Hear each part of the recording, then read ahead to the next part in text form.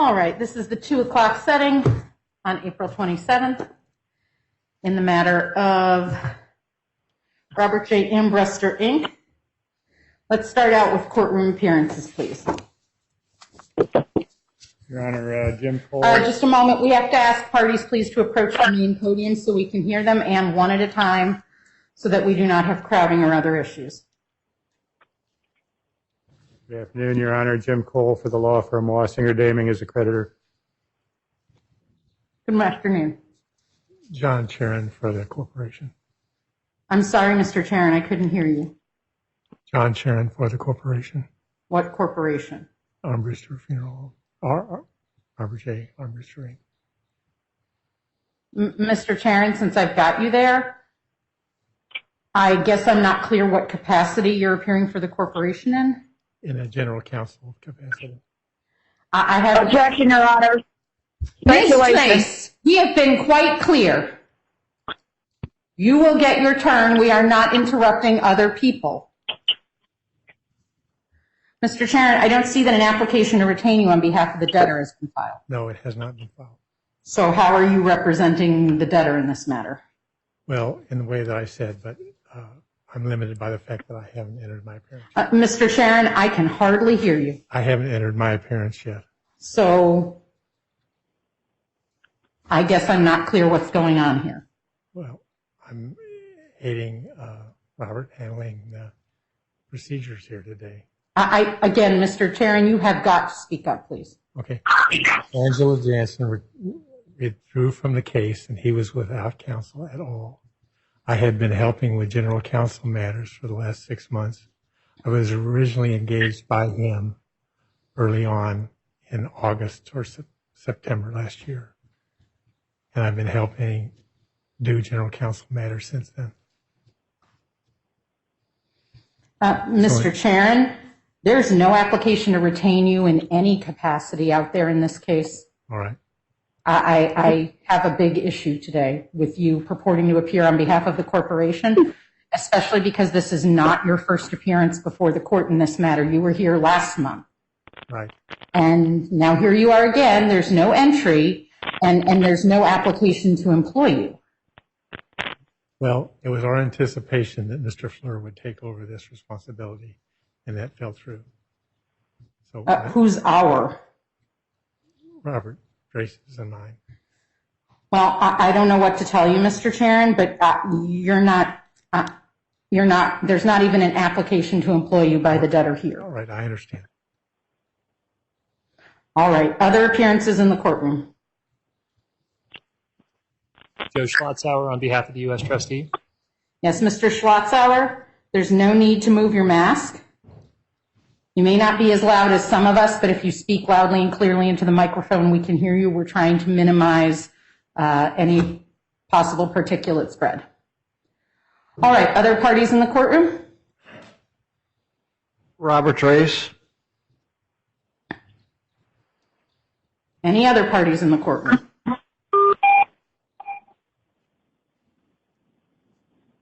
All right, who do we have on the phone today?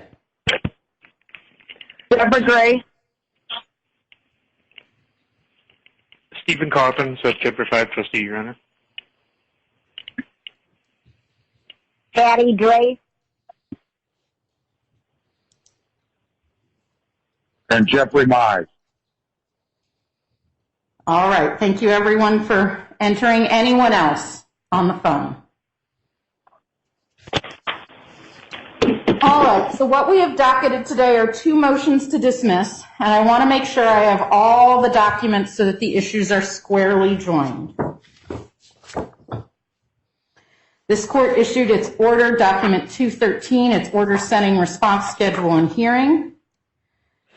I show a motion for order converting case to Chapter 7 by Wassinger Daming, that's document 200. I show the United States trustees motion to convert or in the alternative dismiss, that's document 209.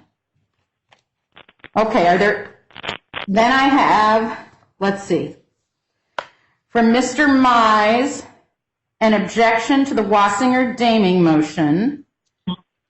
That's document 220. And I'm just making a list to make sure we have all the papers before us.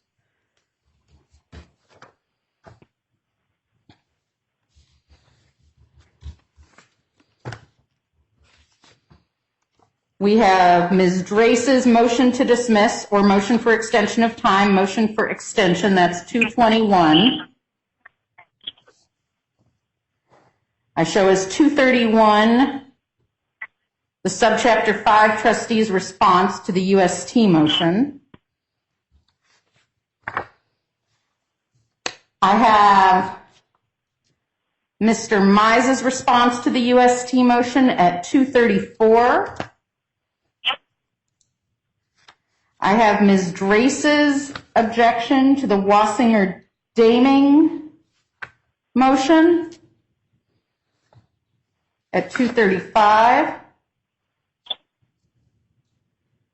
I have an additional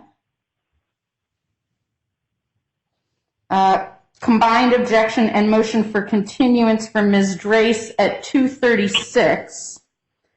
And then I have an assortment of exhibits from various parties. Before we move to the exhibits, are there any other motions to dismiss or responses I'm missing? And I'm going to go right down the list. Mr. Cole, any papers I'm missing here from you? No, Your Honor. Mr. Schlotzauer, anything I'm missing from you? No. Mr. Drace, any papers I'm missing from you? Ms. Drace, am I missing any of your papers relevant to today's hearing?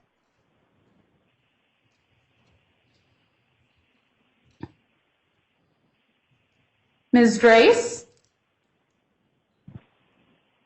Which one is Mrs. Grace?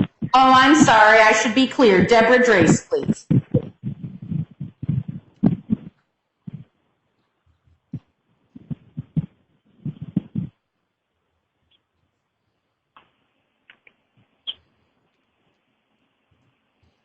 Deborah Drace, are there any other motions or objections we're hearing today, you believe?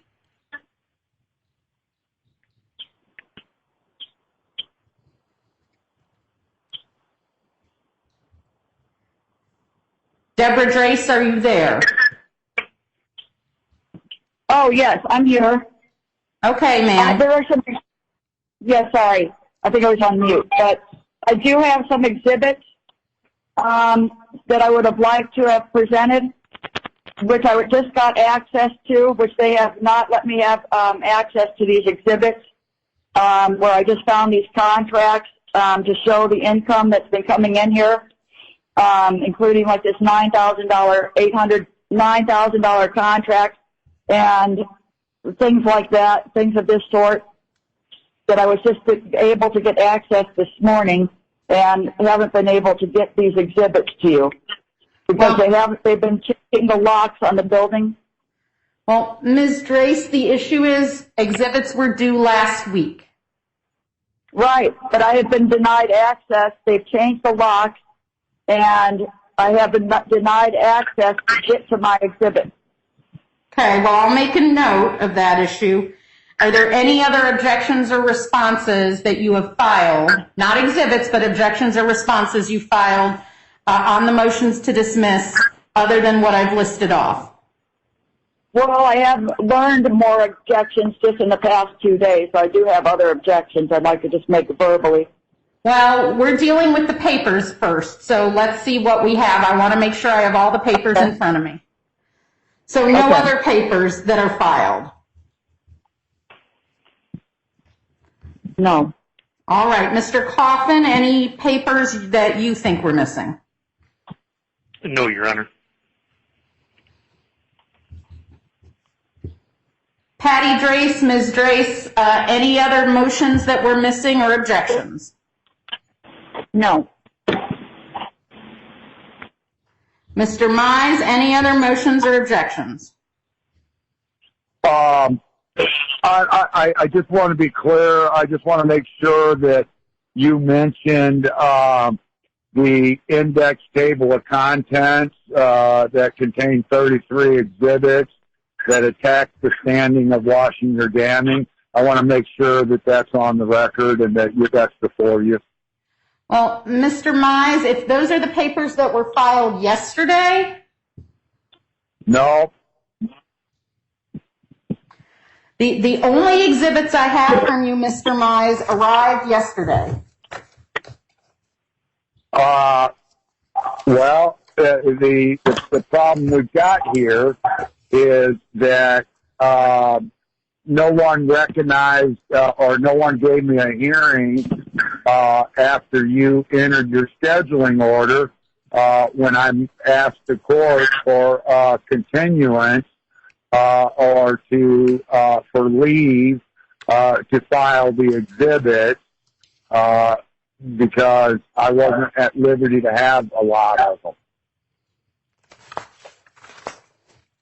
And I just obtained a lot of certified copies of Secretary of State documents from the Chief Legal Counsel of the Missouri Secretary of State. Mr. Mize, these documents were not received by the court until yesterday? That's right. But if you look at the motion that I filed in this case, where I've objected to the washing your damming issues, and I asked the court a motion for extension of time to file exhibits, which is permissible, okay, by the rules of court. If you have exhibits relevant to a motion that can't be submitted in accordance with a schedule order, you have to ask for leave from the court to file the exhibits, and that's what I've done. So either the court can recognize them, or during this procedure today, I would like the motion for, right there it is, motion for extension of time to file memorandum of law and extensions, okay? And it's related to the, matter of fact, it originated from document number 64 that was filed way back when. And in light of the new motion, the new objection, document 220, that was within. But the exhibits clearly identify the issues that are before the court. So I would just ask the court to recognize, whether you read them or not, that's up to you. I just want to make sure the record is clear that I did move the court for extension of time to file a memorandum of law with attached exhibits. I did not get a hearing date after request for that. So I went ahead and, because I was able to get all the exhibits together that contain 33 exhibits, 147 pages, that proves my case of lack of standing of washing or damming, that I think it's imperative that they be recognized by the court. So what I'm going to do, Mr. Mize... I'd like a verbal. No, I'd like a verbal Mr. motion Mize is to speaking, please. Okay. But as far as that, yes, you did identify my document 20. The only thing that I do know is that on this document, on these lists, you didn't include document 64. Document 64 has been pending. That is not part of the motion to dismiss. Well, in summary, Your Honor, it should be, because that document clearly objected to claim number 3, 2, and if I can establish through that document, which I've asked repeatedly to have my pending motions heard, if that motion was properly heard, we wouldn't be where we're at today with the motion to convert by Washington Danny, because I'd be able to establish they didn't have standing. So I think it's important that the court recognizes document 164, which clearly stipulates reply filed by Jeffrey Mize, related documents, response, blah, blah, blah, motion, and it's a direct challenge to all the issues before the court. But then if you go down to the entry on that pertaining to document 64, you also have a document 76 that is important to recognize by the court. Furthermore, you also have on down the docket, you also have, looking for it right now, where I've objected to the fees of the representation of them, which was document 166, and that's not on your list. So I think document 64, 76, and 166 should all be included in the hearing today. Well, Mr. Mize, I'll take note of your position, and what I will do is reserve dealing with the exhibit issue until we've completed the hearing, and we'll address it at that point. Because the court has the power to reserve its ruling. Your Honor, right, say one more. But I do want the court to recognize clearly document 166. That should have been adjudicated and heard long before where we're at today. And it wasn't. So I think that was an error. Ms. Drace, did you have something? Matter of fact, let me elaborate a little further. No, Mr. Mize, we're not going to get bogged down and spend 45 minutes on procedural matters as you like to do. No, this will take 2 minutes. I think the court overstepped the boundaries of discretion. Thus, the court abused its discretion by the court's failure to provide a hearing on the standing issue. The court failed to adjudicate all motions dealing with the misrepresentations made by Robert C. Drace and Angela Jensen, attorney, as debtor petition preparer on behalf of the debtor.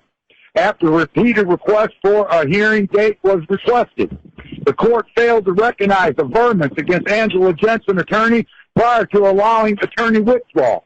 The court failed to address attorney fees paid prior to attorney withdrawal. The court failed to recognize or adjudicate the legal standing of the debtor as a legal entity. The court failed to recognize or adjudicate the legal standing of Robert C. Drace as president of Robert K. Ambooster as purported in the original petition for voluntary bankruptcy, and the court failed to recognize and or adjudicate the legal standing of Washington Damming as a legitimate non-secured creditor and the purported debt of $117,000. So throughout this whole procedure of law, I feel the court has abused its discretion and clearly provided improper judicial stifle effect. That's where I'm at. Your Honor? Yes, Ms. Drace. I'd like to join everything that he just said about document 64, 76, 166, and everything that he just said. I would agree with those objections if they're not already in my. I did file for an extension of time because we've been denied. I've been denied the ability to get a lot of these exhibits, a lot of the income, the accounting. This case should have been dismissed when you guys didn't get accounting and when they filed fraudulent tax returns. This case should have been dismissed then, but it's just been gone too far where the court is ignoring our request for a 2004 exam. We've asked for a place, date, and time for over 10 times to meet with Robert Drace and Angela Jansen to confirm, to show that I could show the fraud in these tax returns that Robert prepared or had prepared. And these tax returns are fraudulent. They weren't filed timely, and the court should have dismissed the case a long time ago. Or we wouldn't be in this position if Angela Jansen would have worked with the board of directors. But instead, this court has allowed a domination control by Robert Drace and Donka Brown, who's not even a shareholder. They've allowed a domination control. They've denied the change locks on the facility when I'm the president. And even if I wasn't the president, they have a duty to disclose. And Washington Damming has never disclosed their legal service agreement. I've asked for it several times, so I can show that as an exhibit, that they do not have lawful standing to collect these fees. And I agree with everything Mr. Mize said. I want to join every single one of these objections that he just said, because it was very clear that we have been denied due process and an extension of time for you to give us 30 days and close down this building when I paid all this money for a Chapter 5, and then I get a terrible lawyer to represent this company in a Chapter 5 and lets domination control and James Cole influence her. A creditor. A Ms. creditor Drace? is not supposed to influence. Ms. I would Drace? have proof. Ms. If Drace? Angela Jansen would have released her phone records. Third time, I Ms. would have Drace. proof. Yes. So it sounds like you want to argue your response, but we are not doing substantive responses at this point. I just want to join the objections because I asked for an Okay, extension we're of time. not hearing substantive responses. I'm just making sure that I've ticked off all of the papers in the file, so you will get an opportunity to make your substantive position known. But this is not that time. Do you know how scared to death we are as a family because of what Angela Jansen and Robert Drace has done? Ma'am, we will hear Yes. from you on those issues, but now is not the time. Okay. Okay. Now, so those are the various papers we're looking at today, and I have a number of exhibits. Now, we do have one matter to address on a preliminary basis because I did receive Ms. Drace's request to continue in this matter. And Ms. Drace, let me get that open in my pile.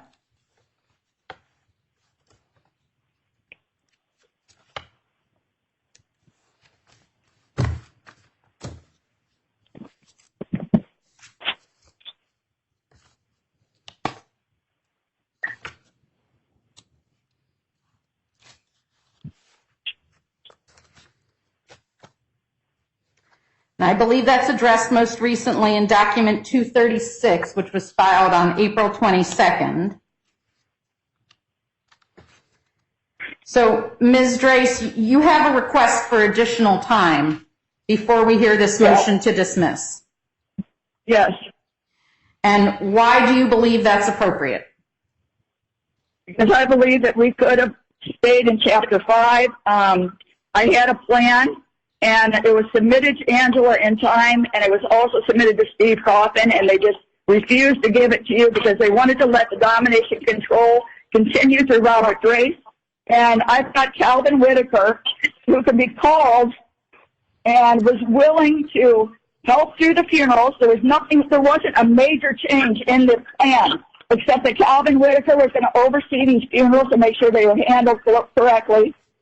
And that the accounting was correct, because, you know, they're lying about the accounting to the court. I've got right in front of me here, $9,850-something on a contract, on a funeral contract. Where's the money?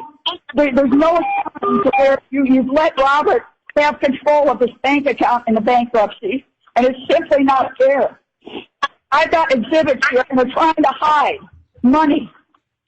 And washing it down, no interest.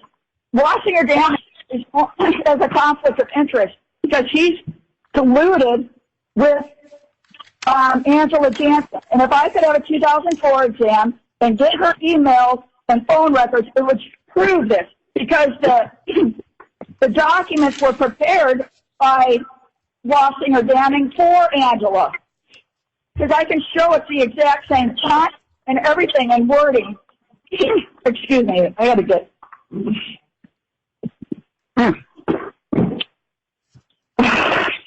We need a continuance so we can have more time to find a order for the Chapter 5 so that this domination control and these lies and misrepresentations can be fixed. I mean, because we could have done a Chapter 5. This is not an insolvent corporation. I've clearly got 4 or 5 contracts here that are not accounted for, and Washing or Damning's trying to present that we have no money or that Robert's funding the plan. Well, that's total speculation on their part that Robert's funding. Robert doesn't personally have anything before the court that says, "Oh, Your Honor, I've out all this money because I had to fund the plan." But yet there's a $9,000 contract sitting in front of me. So that it's impossible that this fund has been planned. Anyway, he agreed with the plan. He had nothing before the court that said he wasn't in agreement to fund the plan. And that wasn't going to change in the second amended plan. He still could have funded the plan if there was a need, but there's not a need that I see that plan could not be funded.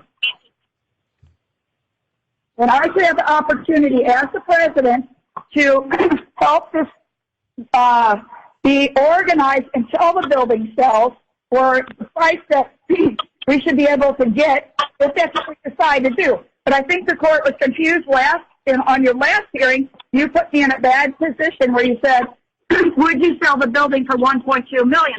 Well, that contract really wasn't before you. That was another lie. Angela Jansen had lied once again, saying that there was this contract for $1.2 million. Well, that was a long time ago when, and they both denied it. Robert Gray said that was not enough money. And Angela came to court for us and said it wasn't enough money. But then all of a sudden in court last week, you put me on the spot and said, well, would I take $1.2 million? And that contract was not, the realtor talked to Mr. Yaki, and that was not valid on the specific date of your court when you asked me that question. That contract was no longer valid. And it was not a duly called meeting to sign that contract. Robert, Grace, and Angela came to court and said that amount of money was not enough. That's the same exact contract that they were talking about at the last hearing to you. And there's a lot that goes on behind your back that you do not know about. And it's just very unfortunate how the lawyers are with this, especially concerning this family business that we've had in our family for so long, and then we're getting rushed to decide, should we close this way or close this way, without being able to even have time to consult a lawyer, because Angela won't give our boxes. She won't give the paperwork that I want to be given to these lawyers to even look at our case, like her phone records and her billing statements. They're all trying to hide things. They're trying to cover up their malfeasance. And I should have the opportunity to expose this as the president and get a viable plan in front of you, like I paid for. We paid for this. A lot of money to file for Chapter 5. And just for it to be rushed or dismissed is just completely unfair because we had a bad lawyer. That didn't even know. Grace, may I ask you a question? She's probably never had a Chapter 5. Ms. Grace, a question, please. Yes. How much time are you looking for? At least another, I would say 30 to 60 days is what would be a decent time to remedy what has gone on here.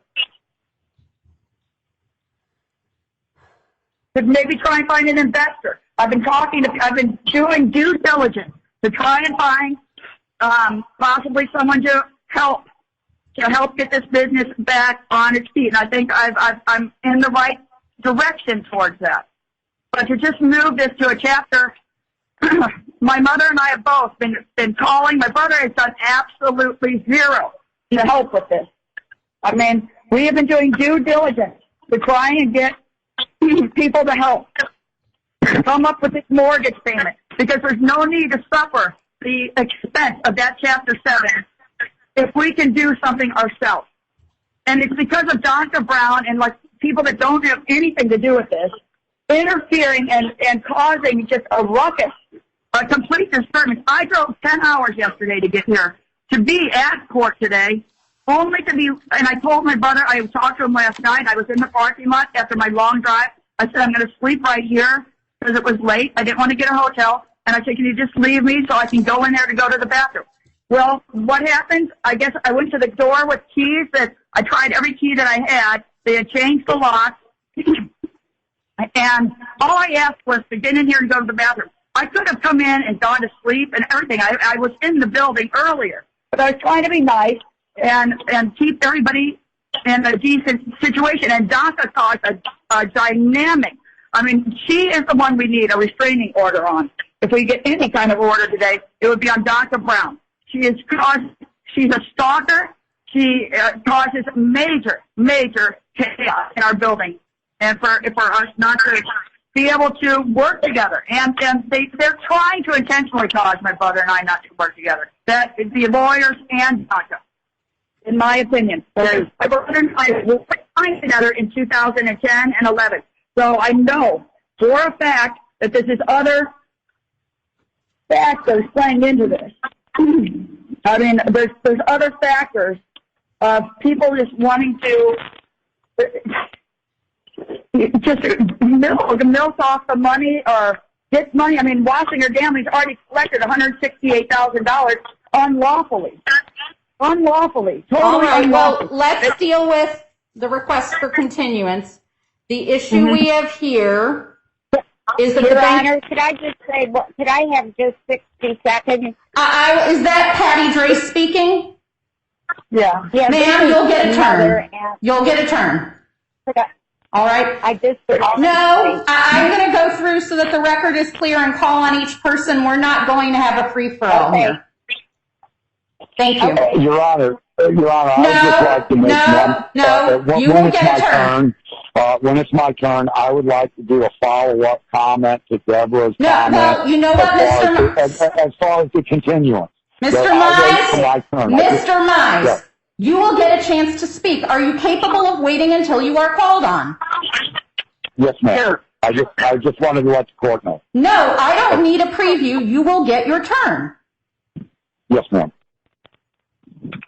So, here's the issue the court has today. We have a request for a motion for continuance on this. The court, however, has to deal with the bankruptcy code. And section 1112B3 says I have to commence motion to dismiss hearings within 30 days after the motion's filed. And also motion to convert hearings. Mr. Cole's motion came in on the 30th, and the U.S. trustee's motion came in on the 2nd, and Ms. Drace propounded her own motion to dismiss on the 8th, and today is April the 27th, and we are here. So I'm going to go down the list and ask each party to address the requirements of that code section, because unless the movants expressly consent to a specific continuance time or there are compelling circumstances, I have to start my hearing within 30 days after the filing of Mr. Cole's motion to dismiss, which was the 30th of March, which gives us not a whole lot of days left in this week. So I'm going to go down the list and everyone will get a chance to speak. And then after everyone else speaks, we'll hear from Ms. Drace to wrap up because it is her motion to continue. So Mr. Cole, you are first on the list. Your Honor, on behalf of my firm, I object to the motion because there's been more than enough time to get whatever they need to get or what they thought they needed to get. Apparently they didn't start until just a couple days ago, at least from what I've heard so far. And there's no compelling reason to drag this out more. Thank you, Your Honor. Objection. Okay, here's the deal. No, we do not object to argument. We object to testimony. I am hearing argument. Everyone will get a turn. I have been perfectly clear on that point. I'm going down the list and everyone will get their chance. All right, Mr. Schlotzauer, let's hear from you. Thank you, Your Honor. I think that you're correct that the hearing's got to be within 30 days for the rule. I would also add that even were any party granted a continuance to obtain an attorney, it still doesn't resolve the question of who has authority to direct the debtor. So even if Ms. Drace seeks another attorney, there will still be the unresolved dispute over whether she has authority to do that. So, which is another factor supporting dismissal today.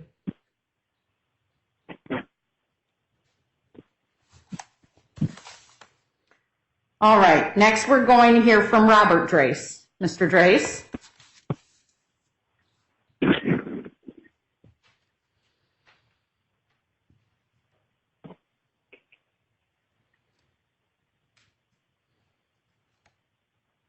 I support the motions for the case to be converted to Chapter 7.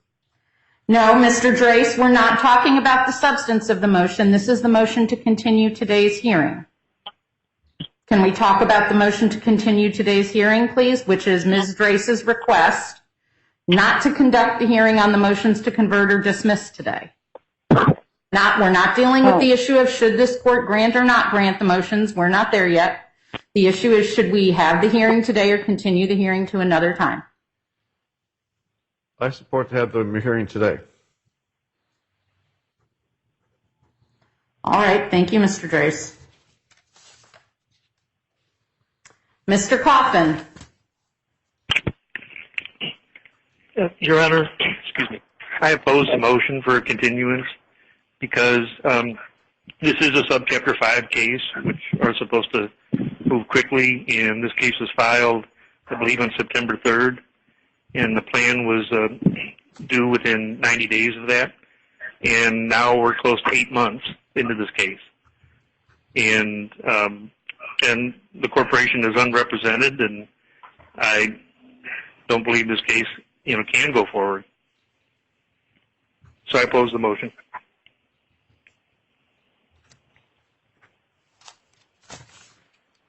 All right, Ms. Patty Drace. Yes, I want you to know I love both my children equally, and you sound like a nice and reasonable judge. I'm asking, I'm a little confused on the continuance and the word dismiss, but I definitely feel my daughter needs 60 days from the time that her kids are finished with school to have a chance to see and be in St. Louis to figure out what the future is going to be. She has not been able to do that. And I feel like Cole, Mr. Jim Cole, is totally unreasonable and taking total advantage. And I'm hoping and praying. I have been involved with my kids and my family for over 55 years with the funeral home, and they need more time.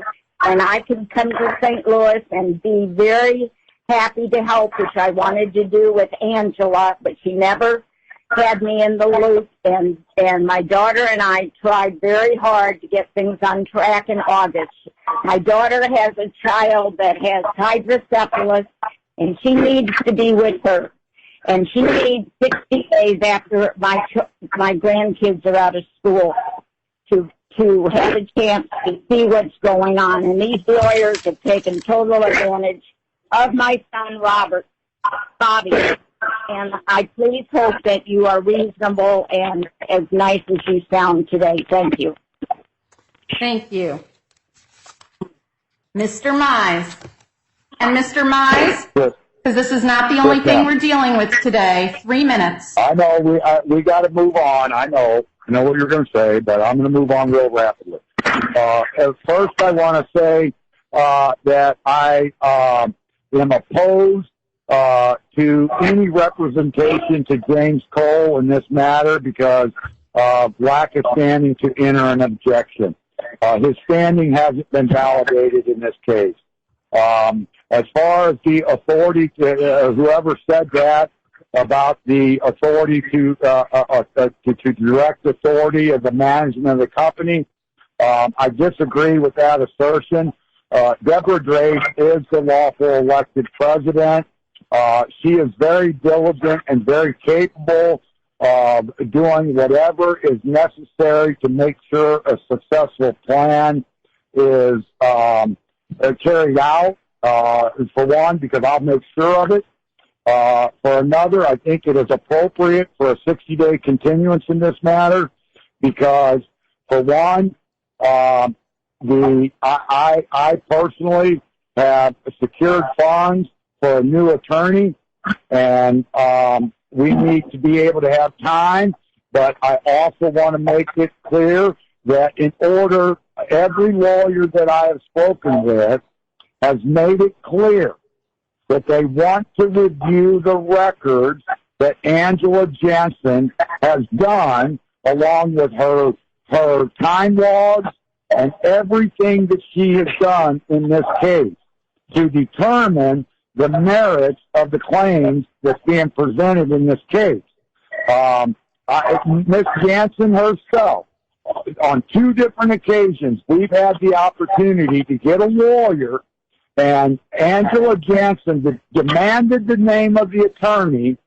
We gave her the name, and what does she do? Go behind our back and call these lawyers and try to derail their intent to help us. That is improper, and that's got to be stopped. That she can no longer, because she's withdrawn from this case, she can no longer take the liberty to interfere with our ability to get another lawyer. I want to be clear on that, because we're going to have major problems if she keeps it up. So the bottom line is, I'd ask the court to make something happen to where, one, she personally, at the last hearing, said that she would surrender all records in this case. She didn't say nothing about, and she said that we could even do it by courier. We had it arranged for a courier to come and pick up all them files, and she refused to turn them over. Those files, mandatory, were supposed to be surrendered to the debtor at the point of withdrawal within 24 hours. They still haven't been turned over to the debtor. So we've got to do something about that today. But as far as the continuance, Your Honor, I've secured, here's where I'm at. I've had a successful wedding business in that building that was tortuously interfered by. Mr. Mize, your 3 minutes have run, so wrap it up. Okay, well, I'm going to tell you. I've secured an investor that if we can get a little time, that I can get the Citizens National Bank loan paid. Okay? We've already got issues before the court that is going to fight washing your damming. That's for a different day. We've already resolved that. But the point is, it would be an egregious error on the court not to give the debtor time through Deborah the opportunity to seek and obtain legal counsel due to the withdrawal of Angela Jansen that put that building and this whole case in jeopardy. So the debtor has the right. I'm not speaking for the debtor. I'm thinking of my own interest.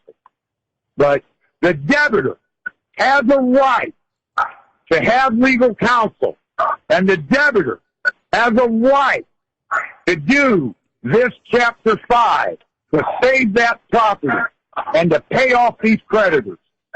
Let me tell you something, Miss Claire, Your Honor. I can pay these through my investors that want to get back involved with the wedding business. But we have to get Robert Grace out of the picture and washing your damming. This court can do that. And I intend to fight it all the way to the Supreme Court if I have to. So I think it's very appropriate to issue a continuance to allow us the opportunity to get another lawyer and submit this second amended plan that all these lawyers down there have concealed.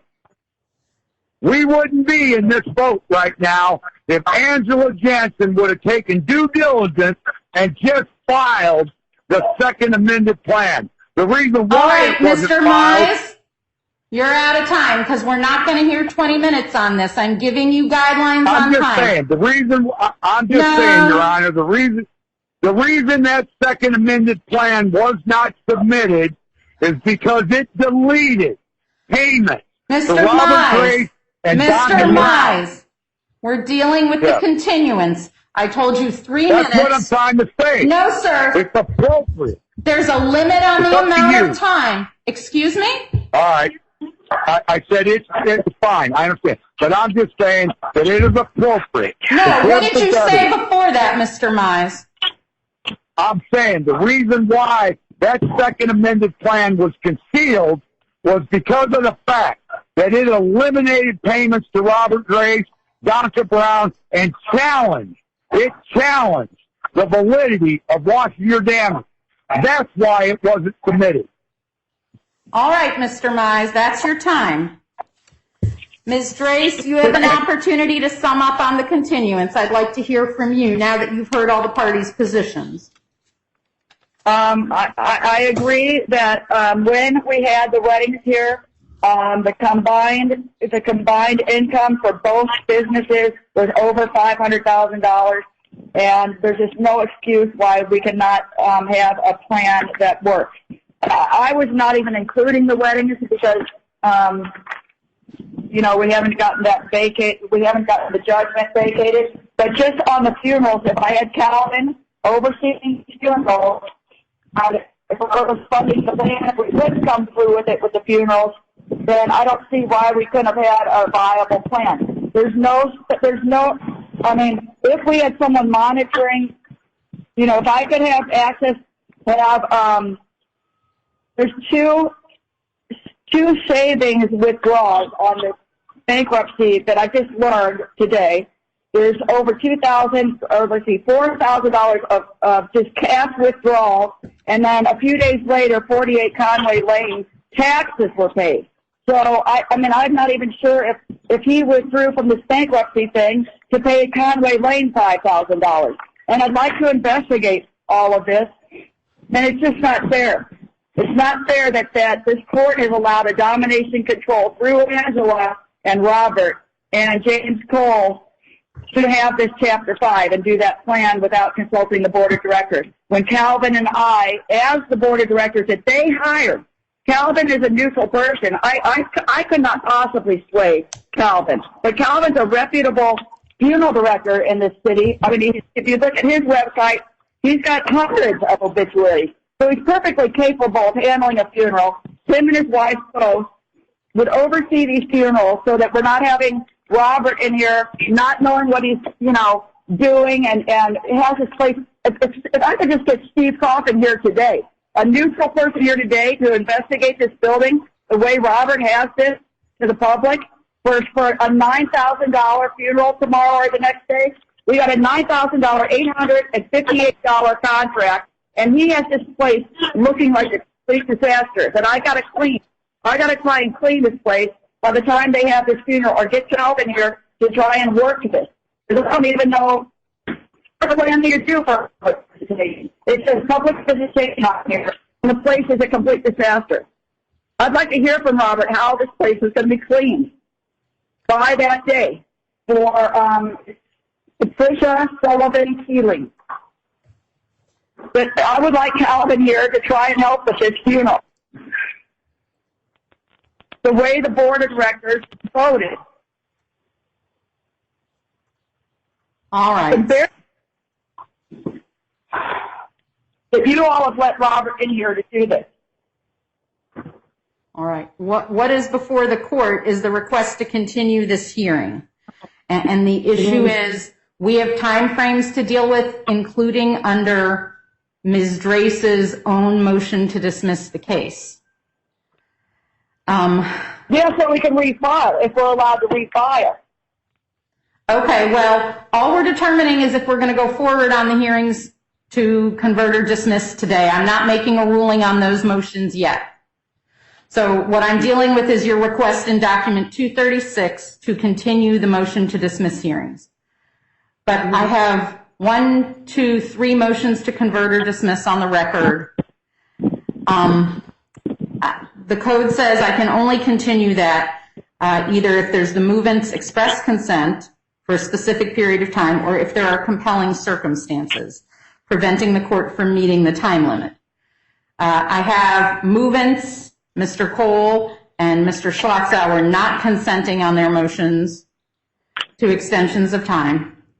Ms. Drace is free to make her own decision on her motion. But nothing I've heard addresses the court's concerns about lack of counsel or says to me that someone is imminently entering. This is a situation where Council moved to withdraw well over a month ago. We conducted that hearing some time ago. Council was permitted to withdraw, and time has passed since then. We have no counsel coming in, and the problem of no counsel does not seem about to be promptly resolved. The request for time is for at least 60 days, and in some cases more. I think that is not permitted by the statute and does not resolve the issue. So I'm going to deny the motion to continue. And we're going to proceed. Okay, Your Honor, I would ask for reconsideration of that motion, of that order, because I can make it, I can make it happen, Your Honor, if you'll give us a little bit of time in compliance with the rules. The debtor is without counsel. The debtor needs a lawyer, okay, that's going to come up in there and represent that debtor the way it should have been done in the very first beginning of the infant stages of this case. It was not the case here. Okay? And you didn't hear the motion to get the feedback from Angela. Excuse me, one party at a time. Your Honor, let me be clear. I can make it happen, okay? I urge the court to reconsider the denied order, and I fully recognize the rule. Matter of fact, I have the rule that you cited in front of me. I've read it, okay? The most recent document that was filed for dismissal was Deborah Grace's, okay? So, based on that motion, I think it's appropriate. I think 60 days might be a little stretching it, okay, but that would have given us more time for me to come to St. Louis and consult with these lawyers, okay, and give them the evidence that I have to prove my case. That's what we're trying to do. We're trying to get a lawyer. I'll be real with you. We're getting a lawyer that's going to represent the debtor and represent us unifiedly, because the court or no one down there is given any of our writings any freedom. And it's to represent the truth. They can't be filing things. We need a voice, Your Honor, that's going to present the truth, not falsities. Okay? So I'm imploring the court to reconsider the denied order and give us 30 days. 30 days is minimal, knowing this case has been going on for 8 months and nothing's done. Not even a confirmation of a plan, which should have been submitted to this court the right way. This plan has been fabricated to be one side, to benefit the lawyers, and leave everybody else out in the cold. That is completely unacceptable. That's why I contacted my father, and he is willing to fund the money to get me a lawyer, to come up in there and kick the butt of the people that need to be kicked. My dad has his own lawyer that's certified in the Eastern District of Missouri that's willing to help us. And I want no intrusion from Angela Jansen or James Cole. That way, this case can be handled properly through a proper counsel. And I trust the lawyers that I've got. But I need time to be able to consult with them and be able to give them the information that I have against these lawyers. And I need the time to get the proper writings before the court. I mean, there should have been challenges in this court done by Angela Jensen. He didn't do. I mean, the red flags in this case are sending signals to lawyers that we're talking to, okay? And Angela Jansen knows it, but she constantly goes behind our back calling these lawyers. And James Cole's done the same thing. So what we need is a continuance. I agree with the rule that, we can't stretch this out. It's an impingement on the creditors. But we've got to get resolution to this. And the only way to do that positively without affecting the building and without affecting our interest in that building, is to allow us a genuine opportunity to maintain legal counsel. We have a right to legal counsel. That debtor has a right to legal counsel. And I implore the court to give us 30 days. That's reasonable, Your Honor. Ms. Drace, was there something you wanted to add? Well, being in Wisconsin, we barely have time to even file the responses and get them to the court. I mean, half the time your clerk is taking 5 to 7 days to get their even to jail. So it's like impossible to met that one deadline where you gave us till Friday. That was like impossible, even if we had gotten home and drafted it and mailed it, because of what's put on the pro se people and living in Wisconsin. It was almost impossible to meet that deadline of the Friday to have a motion of whether to close one way or close the other, and no option to get a lawyer or anything to help us, or to not help us get back the fees. I think the motion to hear the fee to get Angela to return this $20,000 should have been heard before she withdrew. Because it was before the court. It was filed in the court, and then so we don't get to hear. So I don't even know if that can even be heard anymore because she's withdrawn.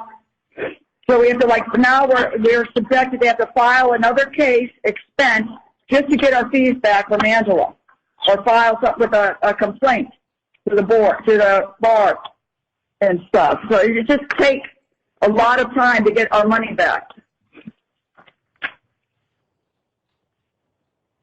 But more importantly, Your Honor. No, I've heard from both of you. That's. Yes, but what I'm saying, Your Honor, you even yourself recognize that the debtor does not have legal counsel, and you even indicated that you would provide 30 days to the debtor to get another counsel. Okay? You should stick to that statement and give us the 30 days. I do have one more objection. I have an objection to Joe Schlottinger's his argument where he said that a new counsel would not know who to go to. It clearly is documented. A duly called meeting by a board of directors was called, and I was elected president. So there is no reason why a new lawyer would not know who to go to.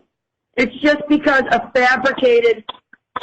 Why? Robert has nothing before the court now since that meeting, or since your last hearing, saying that he was the president. You addressed us as both presidents, but he never has anything before the court telling you that he was president that day as a pro se person. So I don't know why everybody's saying that people would have a problem. That was a fabricated thing by Angela. She didn't want to expose the truth of washing her damning. She didn't want to expose because she had already been in collusion with them.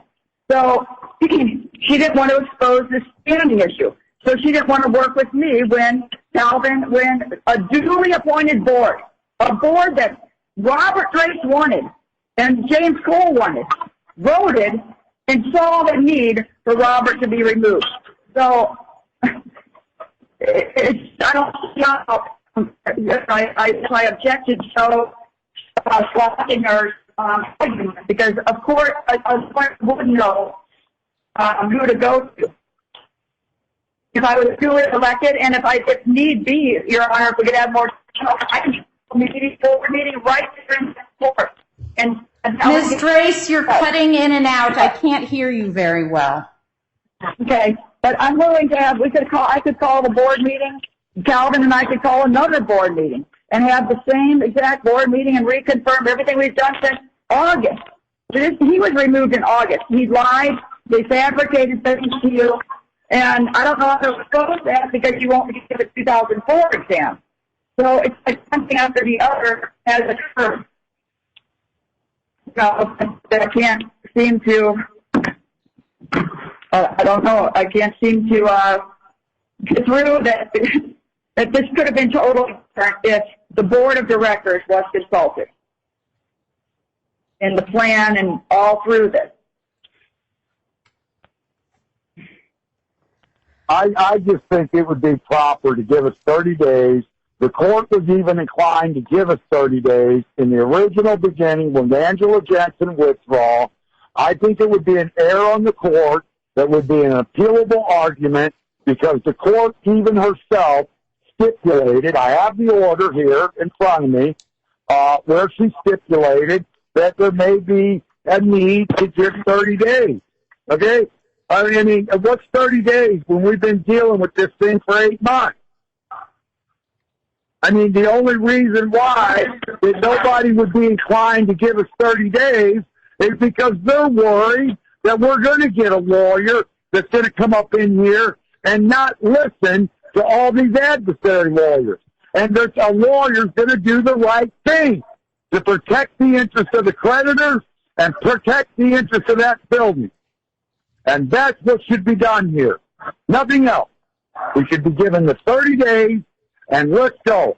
If we can't get an entry of appearance, then the court can be free to do. But I can guarantee you, we will have a lawyer. And we need the 30 days. It is very difficult to find a lawyer because, first of all, we didn't hear the thing to get our fees back. And we're very fearful of the communication that Angela rubs off on these lawyers. It tarnishes when we try to get a lawyer and if we need an order where she cannot communicate with these, where it tarnishes the ability to explain to the next lawyer, especially with all the history going on. And all the malfeasance. So we've heard from both of you on the motion for reconsideration. I don't see any other parties taking a position on it. In the courtroom? Anyone on the phone? The only position there is that it would be an egregious error Mr. on the Mize, court. you've already gotten to talk. I wasn't asking for further argument from you. Thank you so much. I'm just saying, if you don't want to give us the 30 days, I want an order that's appealable. So I can take this to the 8th Circuit. Because I think you're denying everybody due process.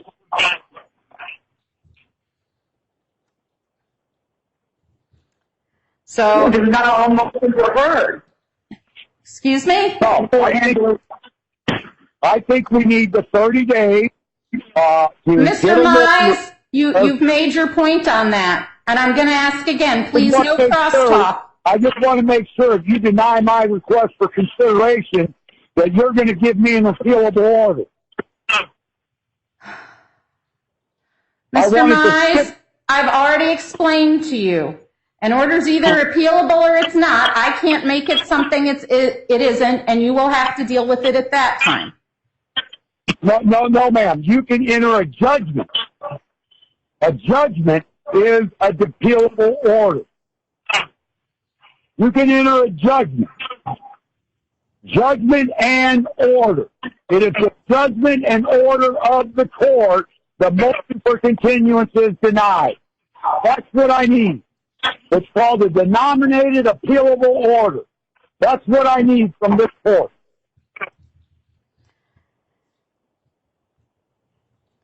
So, Mr. Mize has made an oral motion to reconsider the court's ruling denying Ms. Drace's request for continuance. I haven't heard anything that tells me that the counsel issue is going to be resolved promptly. This court entered its original order setting a response schedule on the motion to withdraw on March the 19th, and that went out to all parties. All parties have been aware of that scheduling order for well over a month. Parties were given substantial time to object or otherwise respond with regard to the motions to convert and dismiss filed and scheduled for today. It is a serious issue when the debtor does not have counsel, and we need to address these issues. So I'm denying the motion for reconsideration.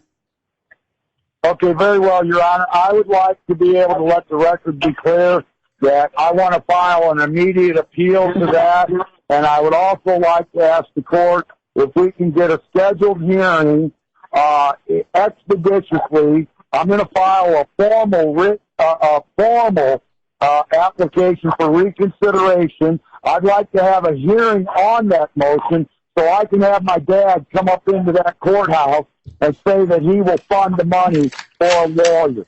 Okay? Sir, Because I you're going to think that- file what you're going to file. I will deal with it once it's filed. Right, but what I'm asking is, can we, based on this whole ordeal now, can we just stay this whole, I'm asking for a stay until next week. Let's take all this up next week because I'm kind of blindsided here. I've already consulted with my dad, and he's willing to help me out. I think it's imperative that you hear from him himself because he's got a lot of money, and he's going to help me bring down Washington Damming.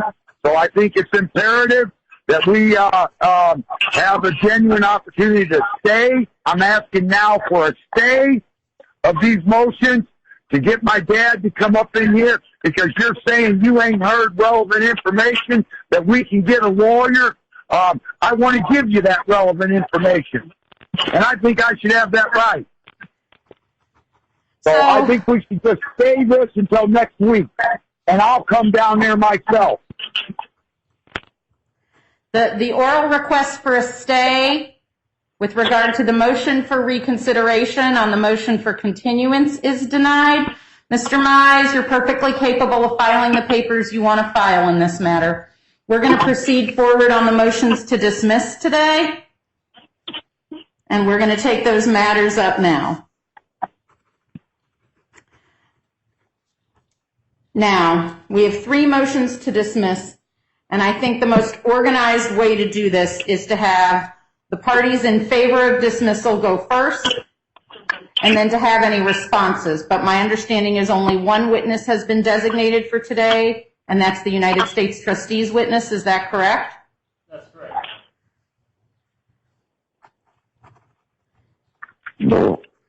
So what I think we'll do is we'll hear from the UST first and their witness. We will give parties an opportunity to cross-examine. Then we will hear from Wassinger Daming and any other parties in support. And then we will hear from any objecting parties.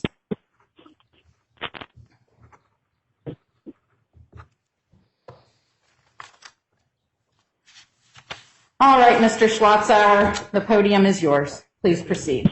May it please the court. Your Honor, just at the outset, I've argued 3 different reasons why the case should be dismissed or converted in my motion, but I'll say at the outset, after discussions with other parties in this case, that I actually think that dismissal is the best solution, and that is based on the lack of counsel in the case. I think even if the case were converted to a Chapter 7, that the debtor as a corporation would still need counsel to proceed in that proceeding. So as much as I think that conversion could be in the best interest of creditors, I think it's ultimately doomed to fail because the debtor will never obtain representation. As I mentioned before, the debtor is incapable of obtaining representation because it's incapable of deciding who's in charge of the corporation. And I think we've all seen that issue has plagued this case for several months now. No one can agree who's in charge. So, as I've mentioned before, even if someone said that they had an attorney that they wanted to put into this case today, it wouldn't matter because there would still be the lingering question of whether the debtor's governing body, its board of directors, had agreed on that decision. So it's for that reason that I ultimately think that the case must be dismissed. If the debtor can, agree or come to an agreement on who's in charge of it outside of bankruptcy proceedings, and then come to an agreement on how it wants to proceed, if it wants to pursue bankruptcy at all, the debtor can do that. But I really feel that these proceedings are the inappropriate vehicle given the state of the debtor at this time, and I really think that that merits dismissal. I'll briefly touch on the arguments I raised in my motion, if that would be helpful. Okay, so first of all, I argued that the debtor is incapable of effectuating a plan of reorganization. Basically, what I'm saying here is that because of the disagreement among the debtor's governing body, it's incapable of putting forward a plan of reorganization. I cited a couple of cases where deadlock on a governing body merited dismissal of a Chapter 11 because they just couldn't propose a plan. I think that situation exists in this case too. There have been various plans proposed.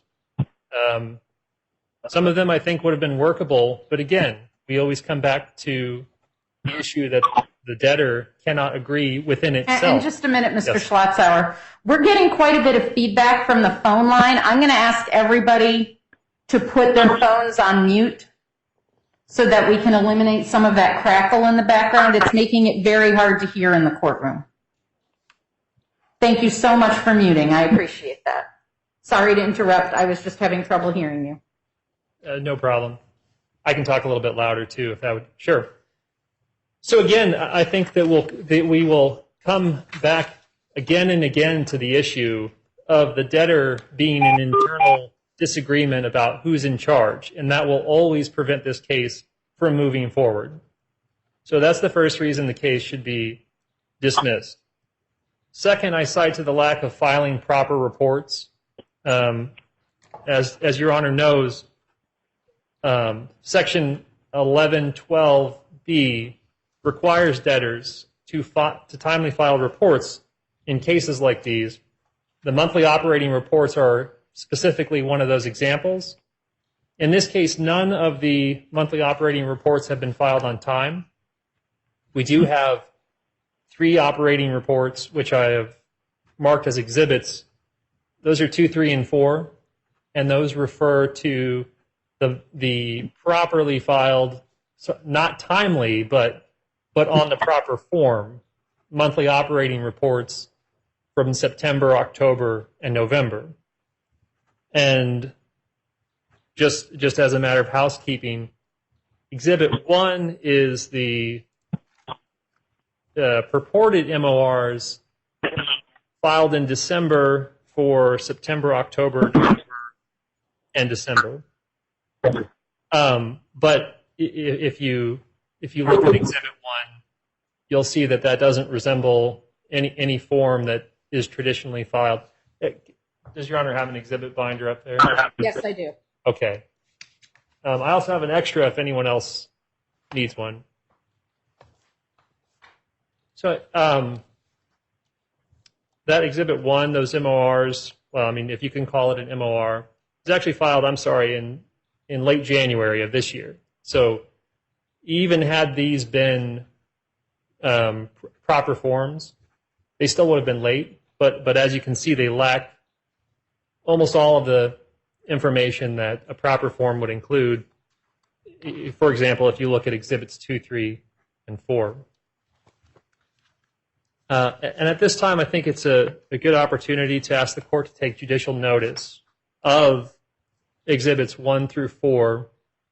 These are copies of what has been filed in this case. So you'll see that Exhibit 1 is document number 88. Exhibit 2 is document number 143. Exhibit 3 is document number 144. And Exhibit 4 is document number 145. And as these are documents that were entered in this case, I would ask that they be entered as part of the record for this hearing. We'll address admission of exhibits at the conclusion of your witness testimony, if that's all right with you. Sure. So because of the lack of monthly operating reports and the lack of their timely provision, it really prevents the U.S. trustee and the other parties in interest from monitoring the debtor's financial activities. really all we know about the debtor from these MORs is that its cash flows were virtually non-existent, if not negative, in the first 3 months of filing. And what we also know from looking at the MORs is that it was really only because of the voluntary contributions of Robert Grace, which are detailed on those MORs, that cash flows weren't more negative. So we can get into some of the more specific details later on. Finally, I would say that cause for dismissal exists based on continuing loss to the estate and the lack of a reasonable likelihood of rehabilitation. So first we look at the idea that there's continuing loss to the estate. Negative cash flows are evidence of such continuing loss or diminution of the estate. In addition to that, though, the lack of financial information about a debtor can support dismissal under this ground, and I've cited to a case that that laid that out. I'm sorry. There's a case that supports dismissal for the lack of financial information under the second prong of that. So, yeah, we have both continuing loss to the estate and we have the lack of a reasonable likelihood of rehabilitation. So there is continuing loss based on the negative cash flows. You take away Robert Drace's contributions, they get even lower. Then we move to the second prong, the lack of a reasonable likelihood of rehabilitation. So I think this is an important point, especially for this hearing, because by using the term rehabilitation, this particular cause, this reason for cause, is not talking about liquidation. So any plan that the debtors would say, any plan of selling the building does not, and even if selling the building would allow the debtor to reorganize, it would not allow the debtor to rehabilitate, because rehabilitate specifically means return to viability. That's what the case law says. So, it happens in Chapter 11s that debtors set out the whole time intending to liquidate their assets, and that can be a form of reorganization, but it is not a form of rehabilitation. So, to the extent that the debtor could ever come to a point where it was actually in a position to sell its building, that does not mean there's a reasonable likelihood of rehabilitation, because that would be the end of the business. That's the funeral home out of which it operates. That's basically the asset, is the building. So the lack of the MORs also supports the second prong of this analysis. That's going to be the Clarkson case that I cite in paragraph 34 of my motion. And it reads, the absence of financial data, certain sources of income for the debtors indicates the absence of a reasonable likelihood of rehabilitation.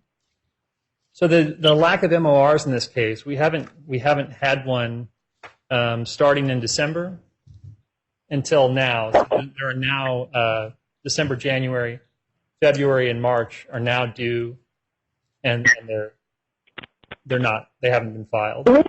So there are 4 entire months. There are 4 entire months of financial information. The 4 most recent months where we know almost nothing. I'm sorry, just a moment again. Someone is not muted, and I'm hearing conversations in the background. Please, please, please mute your phone if you're not actually speaking. I'm so sorry to interrupt you again for that. That's okay. I think I may be droning on a little bit. I'm getting tired of hearing my own voice, actually. But I'll try to wrap up. the lack of MORs is not just a problem because it's a requirement under the code. It's also What does MOR mean? We don't even know what that means. And I'm we sorry. find- Who is speaking? Who is speaking besides Mr. Schlotzauer?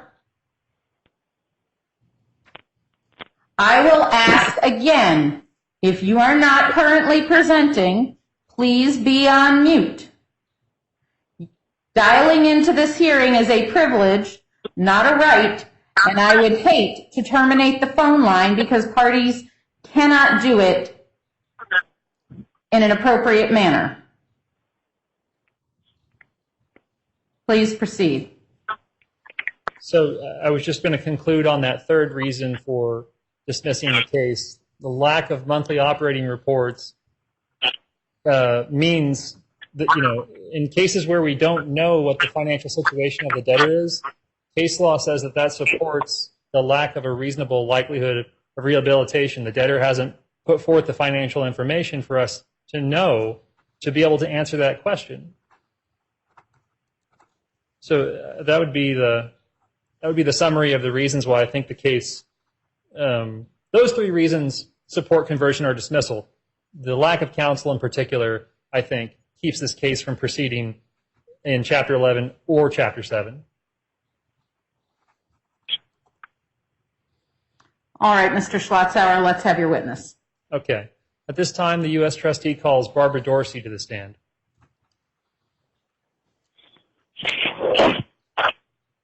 Ms. Dorsey, if you go to the podium and raise your right hand, please. Do you solemnly swear that the testimony that you're about to give in this matter shall be the truth, the whole truth, and nothing but the truth, so help you God? I do. Ms. Dorsey, if you would please take the witness stand. Do you have an exhibit binder for Ms. Dorsey? Yes, I do, Your Honor. May I approach? Please. All right, now, before we start the testimony, I'm going to remind parties, we are doing some of this by telephone. So the way this works is, if you have an objection, you can object. I want you to say the word out loud and then pause. And I will call on any party or parties that have an objection. You need to be prepared to state the reason for your objection. The court will not tolerate objections made to harass the witness or impede the proceeding. So you need to be prepared to address the applicable rule of evidence. The court reserves the right, if parties harass the witness, to terminate their objecting privileges. Mr. Schlotzauer, you may proceed. Thank you, Your Honor. Would you please introduce yourself? My name is Barbara Dorsey. I'm an analyst with the Office of the United States Trustee, Department of Justice. And could you spell your whole name for the record? Barbara, B-A-R-B-A-R-A, J as in Jean, Dorsey, capital D-O-R-S. And you said you're an analyst? Yes, sir. Oh, I'm sorry. It's an old habit. Trying to bring the witness's attention over to the trier of fact. I apologize. Could you briefly tell the court what an analyst does? The position of an analyst is to be a financial monitor, specifically in Chapter 11, for the life of a case from its filing through the time that a plan is ultimately filed and confirmed with the aid and help of the creditors and parties of interest. And I provide the financial advice and review and counsel to attorneys for the Office of the U.S. Trustee. And how long have you held your position as an analyst with the U.S. Trustee? I started my job in November of 1992, November 16th to be more specific, of 1992. So I've been with the office for approximately 29 and a half years. And do your duties include reviewing monthly operating reports in Chapter 11 cases? Yes, when a Chapter 11 case is filed, either myself or another analyst within our office is assigned the financial responsibilities of review, and including in that requirement is to review monthly operating reports. And I have been the analyst assigned to this case since the onset back in September of 2020. Okay, that was one of my next questions for you was you were assigned to the Robert J. Ambrester Inc. Subchapter 5 bankruptcy. That's correct, since its initial filing back in September of 2020. And you mentioned the MORs. Part of your duties include reviewing monthly operating reports. Why do you do that? Numbers present a picture of the assets, liabilities, and debts of a debtor and provide a picture of the operations, profitability or not profitability, debts, who gets paid, who isn't, and gives a very good picture of debtor and possessions, which is what a Chapter 11 is, the debtor retaining hold of the assets, hold of the income, hold of the liabilities during the duration of the case. And my financial review aids our office in the review while the case is pending. Okay. What do you do if a debtor is not filing monthly? Well, let me rephrase that question. I guess how does it affect your analysis if a debtor is not filing monthly operating reports? Well, during the pendency of a Chapter 11 case, our office needs operating reports for the purpose of determining what is and isn't going on within a business that can be depicted in a financial sense. Obviously, there's hearings where people can make statements, but when you actually look at numbers, they support or not support statements that are made in the operations of the debtor, and the lack of reports provides no detail or comfort level for our office or any other party who might pull financial information from the court's own record, the ability to see what is going on with the debtor and whether they're profitable, whether they're able to reorganize, if they're not able to reorganize. So the lack of information really hinders any party other than the debtor in possession themselves.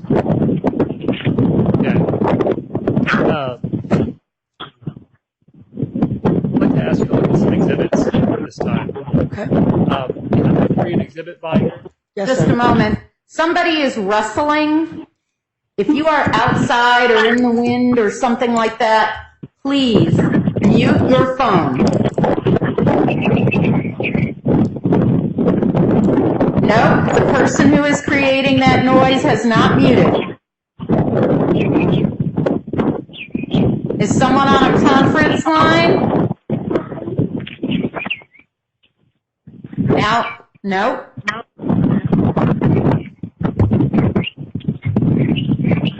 Okay, someone is on a line that is not muted. I am getting substantial background noise. Ah, there we are. That's much better. Thank you for your cooperation. Please go on. Before we get to those exhibits, let me just ask you, did you review monthly operating reports for the debtor in this case? Yes, we initially got a document defined as an operating report. It was woefully We'll get to wrong. that. Just hold on a second. We'll get to that. Okay. But at this point, I just want to know, did you get to review monthly operating reports for this debtor? I reviewed the initial one in addition to the amended documents in this case. Very good. Okay. So if I could have you turn to tab 1 in your binder. And first of all, do you recognize this exhibit? Yes, sir. And how do you recognize it? This is a document that was initially filed and termed operating report for the months of September, October, November, and December of 2020. Okay. At this time, because it's a copy of a document filed with the court, it's document number 88, I think it's appropriate for the court to take judicial notice of document number 88, and I would ask that it be moved into the record as well. Any objections to the placement of tab 1 on the exhibit binder consisting of document 88 from the court's record into evidence? Yes, I object because it wasn't submitted by the debtor lawfully. If it's an MOR, if it's one of these, because the board of directors has not verified the information submitted by Robert Grace and Angela Jansen is correct. And we've asked Steve Coffin to investigate these accounts and to have disclosure, and we've never been given disclosure. I found several contracts we think that are hiding money and not disclosing money and income that's coming into this company. So I would object on that point that if they received proper MORs, if they were not fraudulent MORs, and they were approved by the board of directors and not an illegal president, then I think it would be okay. I mean, to say that we're not able to rehabilitate is not possible because the person that's directing that is unlawfully appointed to be president. So everything you've received there could possibly be in question. And what rule of evidence does this allegedly violate, Ms. Drace? That it's not a lawfully prepared, that the debtor has not prepared that. Well, that's a substantive issue. I'm going to overrule the admission of the document into evidence. I think the point you're making goes to the weight given to the document. So I will allow the document and have it admitted into evidence. Please proceed, Mr. Totzauer. Ms. Dorsey. If I may enter an objection, Your Honor, my apologies for the delay. I had to go to the restroom. But I caught the tail end of her objection. I object to it because, for one, as she stipulated, I know you're going to overrule it, but I just want it for the record. I object to the representation of these MORs, first on the validity and the fact that there has been absolutely no investigation into the issues of these MRIs. In fact, I don't even have them in front of me. I'm not at my computer now. But I haven't had an opportunity to even see who signed these MORs. And if it is Robert Grace who signed these, I would object to even the submission of these MORs because Robert Grace didn't have standing to even submit the MORs. Okay? So I think the objection should be sustained until we establish the validity of the MRRs and who had the legal authority to submit them. Because if it's the position that Robert Grace didn't have standing to submit them, basically it would fall back on the MRRs were a complete misrepresentation. You know, so basically, I mean, the Ms. Darcy on the witness stand stated that her responsibility is to determine what is or what is not going on with the business. You know, if it pleases the court once it's my turn, I would like for her to explain that further. Well, Mr. Mize, it's not your turn to examine the witness now. You're making an objection. Hang on. You're making an objection to the admission of the evidence. I'm looking for some ground on which that's being done. Okay, well, I'm making an objection. It's not a corporate document. No, Okay. I'm making an objection to the test. It's not verified. They're not verified. These MRIs, Your Honor, could be completely fabricated to show on the pressure of business. Now, we have documentation of clear concealment of funeral funds being deprived of court. Mr. Mize, I'm asking for the rule of evidence at issue. That's the corporate document. The rule of evidence is fraud. Fraud and misrepresentation to deprive the court of reasonable financial information that is going on with the debtor.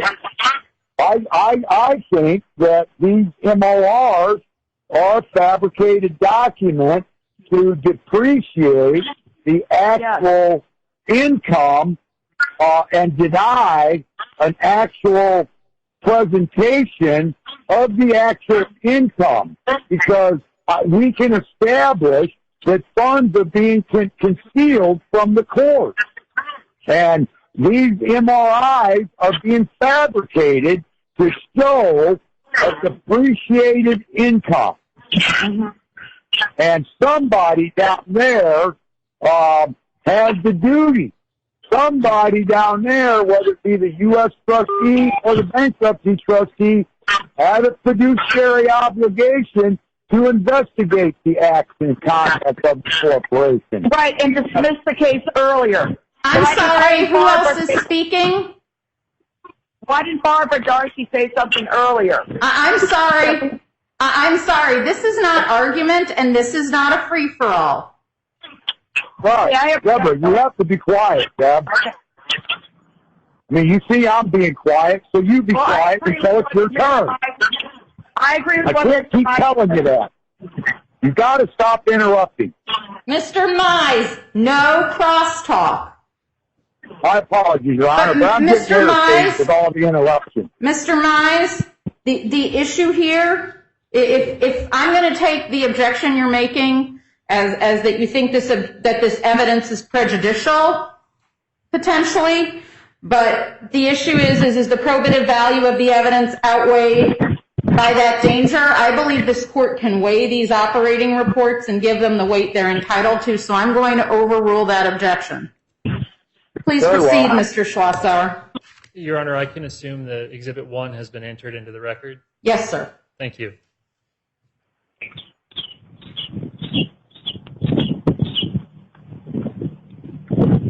Very good. Ms. Dorsey, what do you note anything about this document, Exhibit 1, just right at the outset?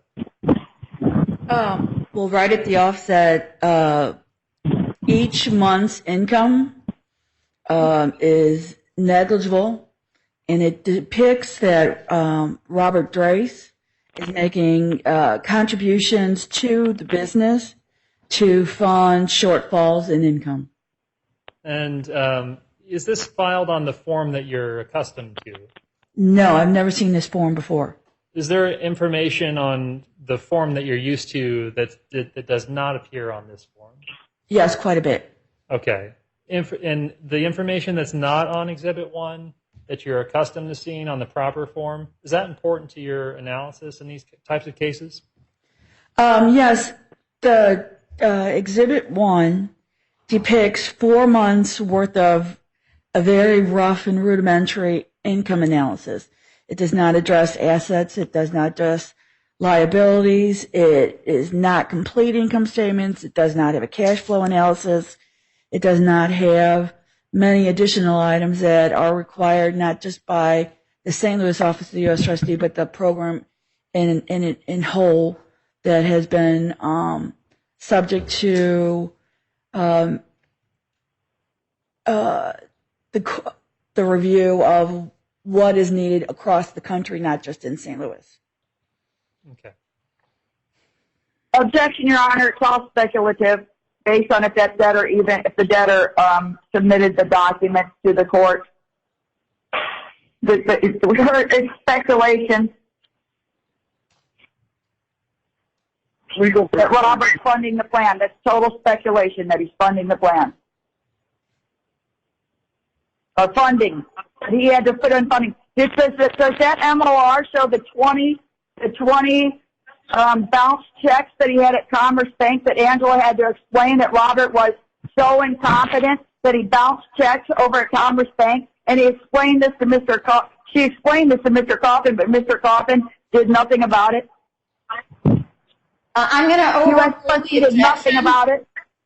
I'm going to overrule the objection. Ms. Dorsey is explaining what she sees in the document as an analyst.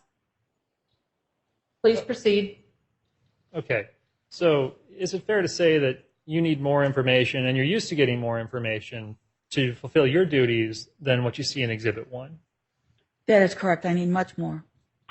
And you mentioned in particular the cash flow. There's no cash flow information on Exhibit 1. That is correct. There's none. Why is cash flow important?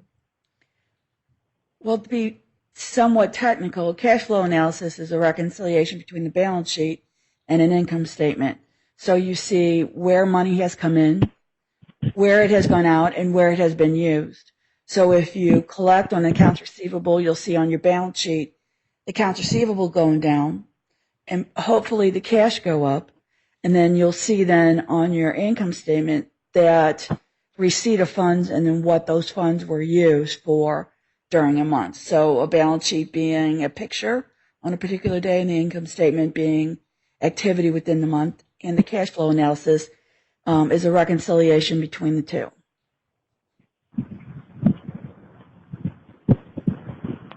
And so if a debtor's cash flow is negative, what would that tell you about a business, about a debtor, I'm sorry? That means whatever income, whether it's income from operations, sale of assets, reduction of assets such as collection of accounts receivable, are not sufficient to cover the expenses that are incurred or the debts that's been incurred by the debtor.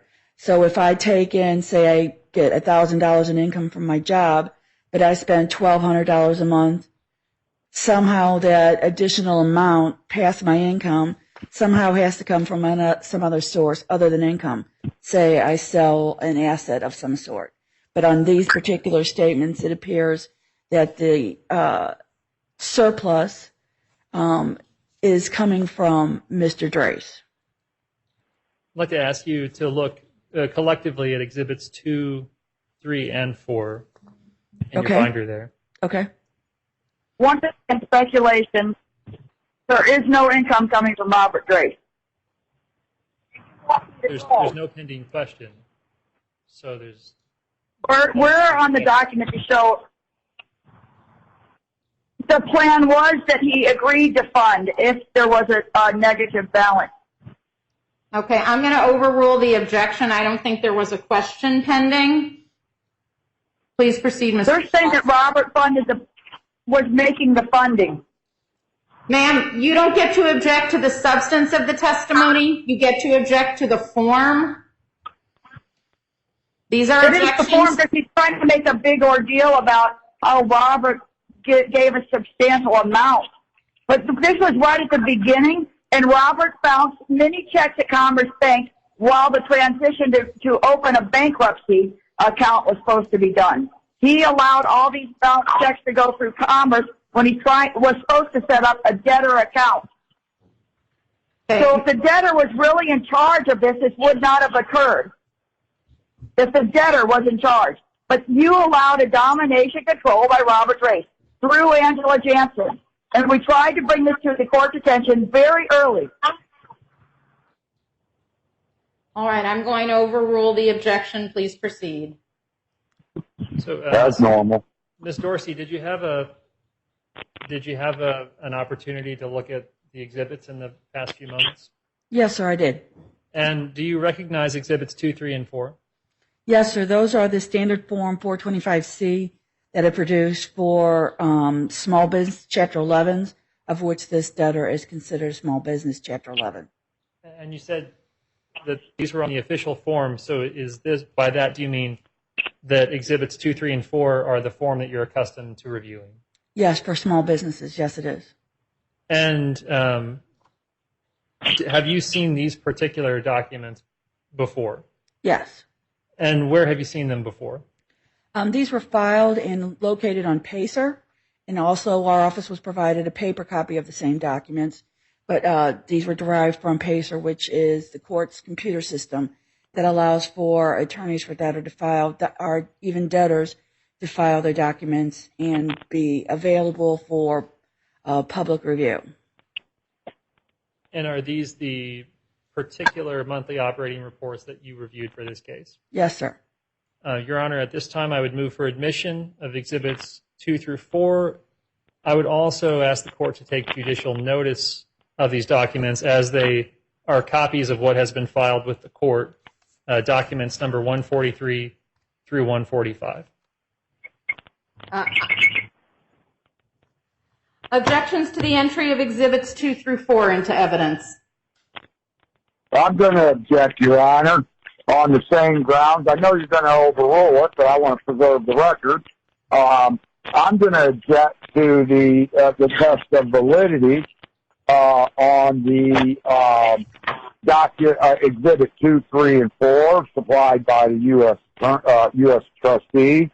I think that these documents have all been fabricated to provide a false illusion to the financial status of the corporation, and I feel it's my duty to find out from the U.S. attorney, which I will ask the witness when it's my turn, relevant questions. But I object to the relevancy of these MORs because it's my position that they were fabricated to show a depreciated financial state, and there has been absolutely no investigation into these MRIs to establish validity.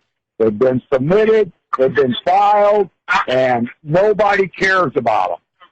So I'm just going to go ahead and object, just for the record. You can go ahead and overrule it if you want. And I want to object also, based on what Mr. Mai said, that it's all speculation and fabricated, and also to the fact that the trustee and Barbara knew that tax returns and financials were due like within 60 to 90 days of filing this, and they've said nothing until today, to the bewitching hour. Right now they want to bring up these financials that this case should have been dismissed a long time ago based on the actual rule of a subchapter 5 and a chapter 11 when they didn't get the tax returns. That caused me not to be able to file a credit. I mean, what I'm due. So everything has been completely wrong that warranted a dismissal early on so that we could have refiled with the right president and the right management. The management needs to regroup and refile because the management is the only management that is retaliating is Robert Grace. The other management that Robert appointed with Calvin Whitaker is the neutral party and thinks that Robert is completely incapable to run this funeral business. All right, he is Ms. completely Grace, abandoned. you're Completely abandoned this business. I've got 5 W-2 forms of his upstairs where he is working other jobs. Ms. Grace, this is on admissibility of evidence, not the substance. And it's not admissible because it's not a corporate document. I'm going to further, Deborah, hold on. I'm going to further my objection. I think the test of validity of these documents need to be explored, and proper inquiry and investigation needs to be done. So I'm going to enter an objection to the admissibility of these because it's my position the corporation lacks standing sufficient that they call good standing. I'm sure the court's aware of that they've made numerous representations in this case of good standing.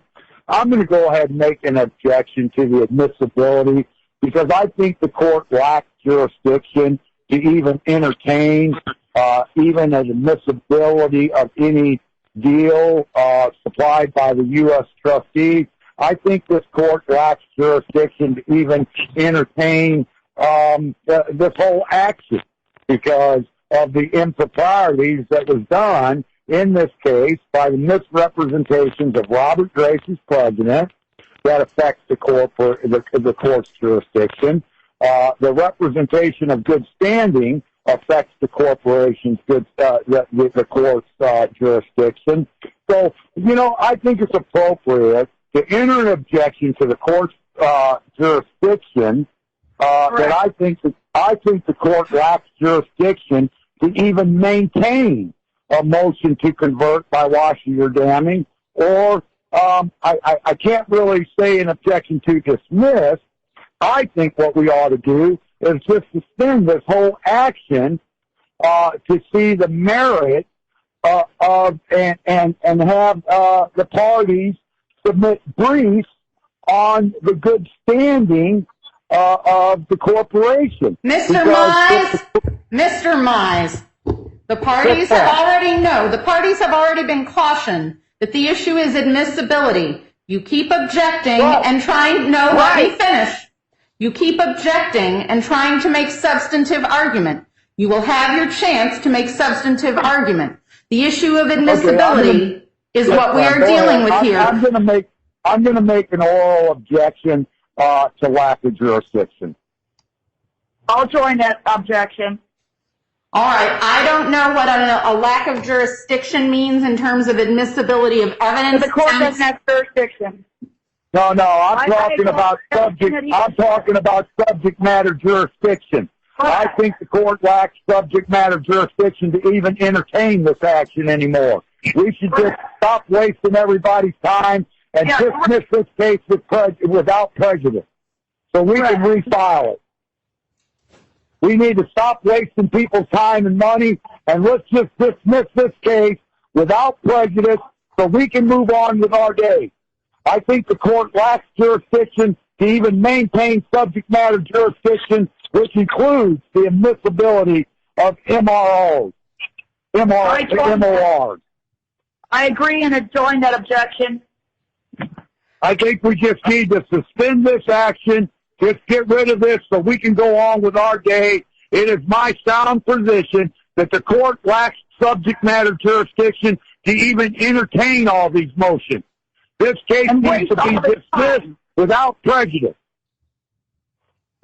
You're wasting people's time and money with this. It's nonsense. So let's just go ahead and nip it in the bud, and let's just go ahead and dismiss this case without prejudice so we can refile it next week.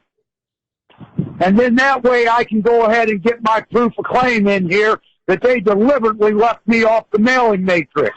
Let's do things the right way, Your Honor. Let's just go ahead and dismiss this case without prejudice. All right. Because I can prove the court lacks subject matter jurisdiction. So what's before So the this court? is all a waste of time. Please. The balloon lawyers' money. Correct. So I would enter an oral objection. Let's just suspend all this action right now and let everybody go home about their day, and let's just go ahead and dismiss this case without prejudice. That would be the reasonable thing to do here to save the court's time. So what is before Does the anybody court? object to that? Mr. Does Mize? anybody object to the court Mr. issuing Mize? an order right now to dismiss this case without prejudice? Mr. Does Mize? anybody object? I join that objection. And my mom does too, she just said. All right. So let's just save time and money here, and let's just go ahead, because that's gonna happen anyway, okay? Based on the argument of the U.S. trustee and Chief Coffin. We know this case is gonna get dismissed. So let's just go ahead and dismiss it without prejudice. James Cole's not a valid creditor. I'll deal with that in the adversary case. Are you finished interrupting everybody? I didn't interrupt, Your Honor. I gave an objection. You interrupted me multiple times, Mr. Mize. My objection is the court lacks subject matter jurisdiction over the underlying action. So what's before the court is Mr. Schlotzauer's request to have Exhibits 2 through 4 admitted. We have received 2 objections, one from Ms. Drace, one from Mr. Mize. To summarize, I believe those objections have gotten far afield, but I have heard nothing that impacts the admissibility of the documents. So I'm going to overrule the objection to the admissibility of the documents, and Mr. Mize and Ms. Drace can reserve their substantive arguments for the time of this hearing when they get to argue.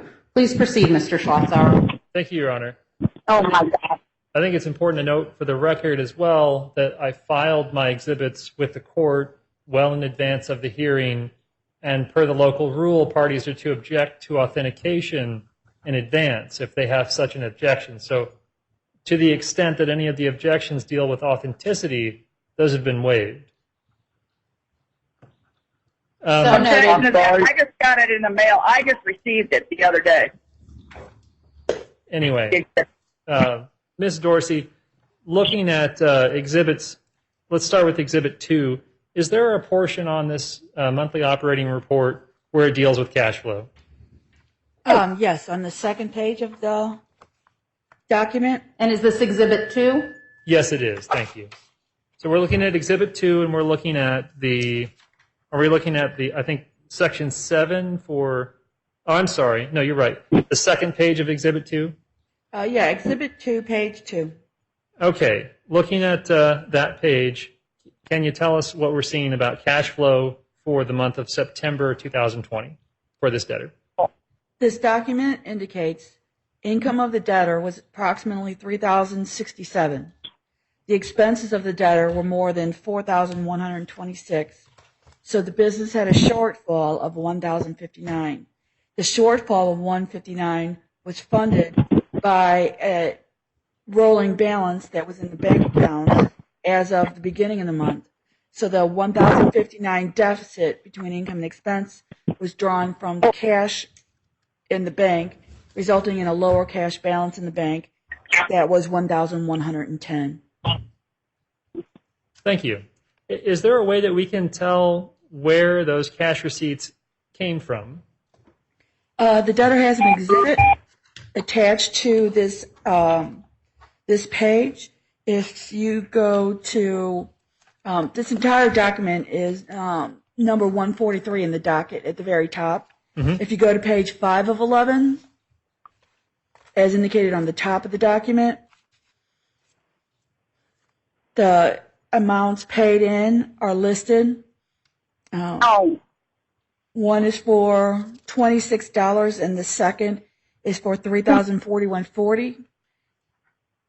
And both of those are listed then on that page 5 of 11 of this document. What is the source of the funds that you were just talking about? $26 is from the source is titled Squarespace from Robert Drake. The second one is C.J. Thomas compensation insurance amount, and that's from Robert Drake as well. Okay. So in September of 2020, according to the monthly operating report, did the business have any income other than the contributions of Robert Drake's? No, there was no business income of the debt, and that ties back to Exhibit 1. That shows the general operations of the debtor in September had no revenue. The income for the business came from contributions from Robert. Okay. Let's have a look at Exhibit 3. And again, can you remind us what Exhibit 3 is? Exhibit 3 is the monthly operating report for small business under Chapter 11 for the month of October 2020. And could you take us to the cash flow summary on that document? Okay, that would be page 2 of that document.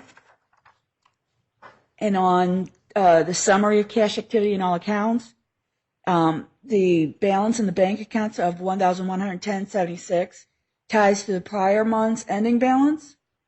Then follows then a 1 month's ending balance ties to the next month's beginning balance. Then the debtor in this particular case had income of $6,080, had expenses of $4,565 for a net profit this month of $1,514, resulting in an increase in the bank account for the income amount of $1,514, resulting in a bank account balance of $2,625. And again, if we wanted to know where the money coming into the business came from, is there a place we could find that? Yes, if you follow the same analysis I did in the prior months in September's and go to page 5 of 16 as referred to on document 144, It indicates that the contributions for this debtor came from Robert Drace. Okay. Objection. What's the relevancy of this? When the debtor in possession can decide what they want to do, and clearly Robert volunteered, and that was part of the plan for him to fund the plan in September. That's when we went bankrupt. Why would we file bankruptcy if we didn't? If there was not a problem? There obviously was a problem. So, Robert, part of the plan was the debtor in possession can decide what they're going to, what's relevant about this, that he funded the plan, or funded this in September, when we filed this bankruptcy. You're talking about something that happened 9 months ago. Mr. Schlotzauer, your response? The cash flow is directly relevant to the continuing loss to the estate, which is cause for dismissal. No, and for dismissal. But you're talking about something that happened in September. Now we've got a contract here for $10,000. So I don't see how one thing in September makes the whole company insolvent. And we haven't even had a chance to rehabilitate. I'm going to overrule the objection. The court can determine the weight of the evidence. Please proceed. Thank you. Okay, so Ms. Dorsey, What a joke. the last thing that you were saying was that you were noting that contributions came from Robert Drace on page 5. Just looking at those, they don't appear to add up to that full $6,000 and change on the cash receipts. Is there another source of income listed or described within this monthly operating report? Yes, it appears that the debtor under contract has some prepaid funeral income, and you can see that on page 7 of 16.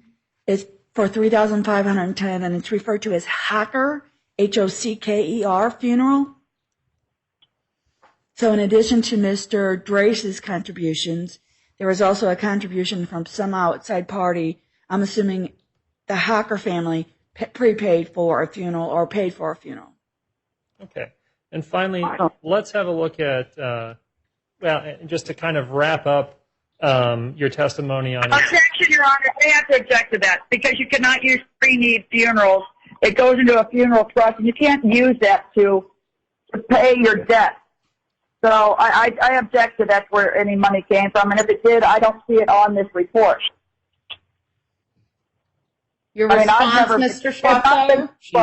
She's introducing evidence through her objection. She's making an assumption that's unfounded. If she wants to cross-examine the witness or present her own evidence, she's free to do that. I didn't hear an evidentiary objection. What? I've got an evidentiary objection for you. Yeah. I've got an evidentiary objection for you. What happens, Mr. And I'd like for you to explain this, Mr. J. Hard to pronounce your last name. I apologize for that. I would like an explanation on this, on these exhibits. Okay? If I'm objecting to the validity, because you're sitting here and you're stressing this fact about Robert Drace's contribution. Mm-hmm. What happens, and I'd like you to explain this to me. What happens? Mr. Mize, this is not you interrogating Mr. Schlotzauer. He is not the witness, and this is not your opportunity to cross-examine. We're not in Chapter 11. We're in Subchapter 5. I don't think the witness has the ability to answer my question. But if it pleases the court, I'll refrain from that. I'll withdraw my objection, and I'll wait for my examination of the witness. And then if she can't answer my question, maybe Mr. J can. I don't know who Mr. J is.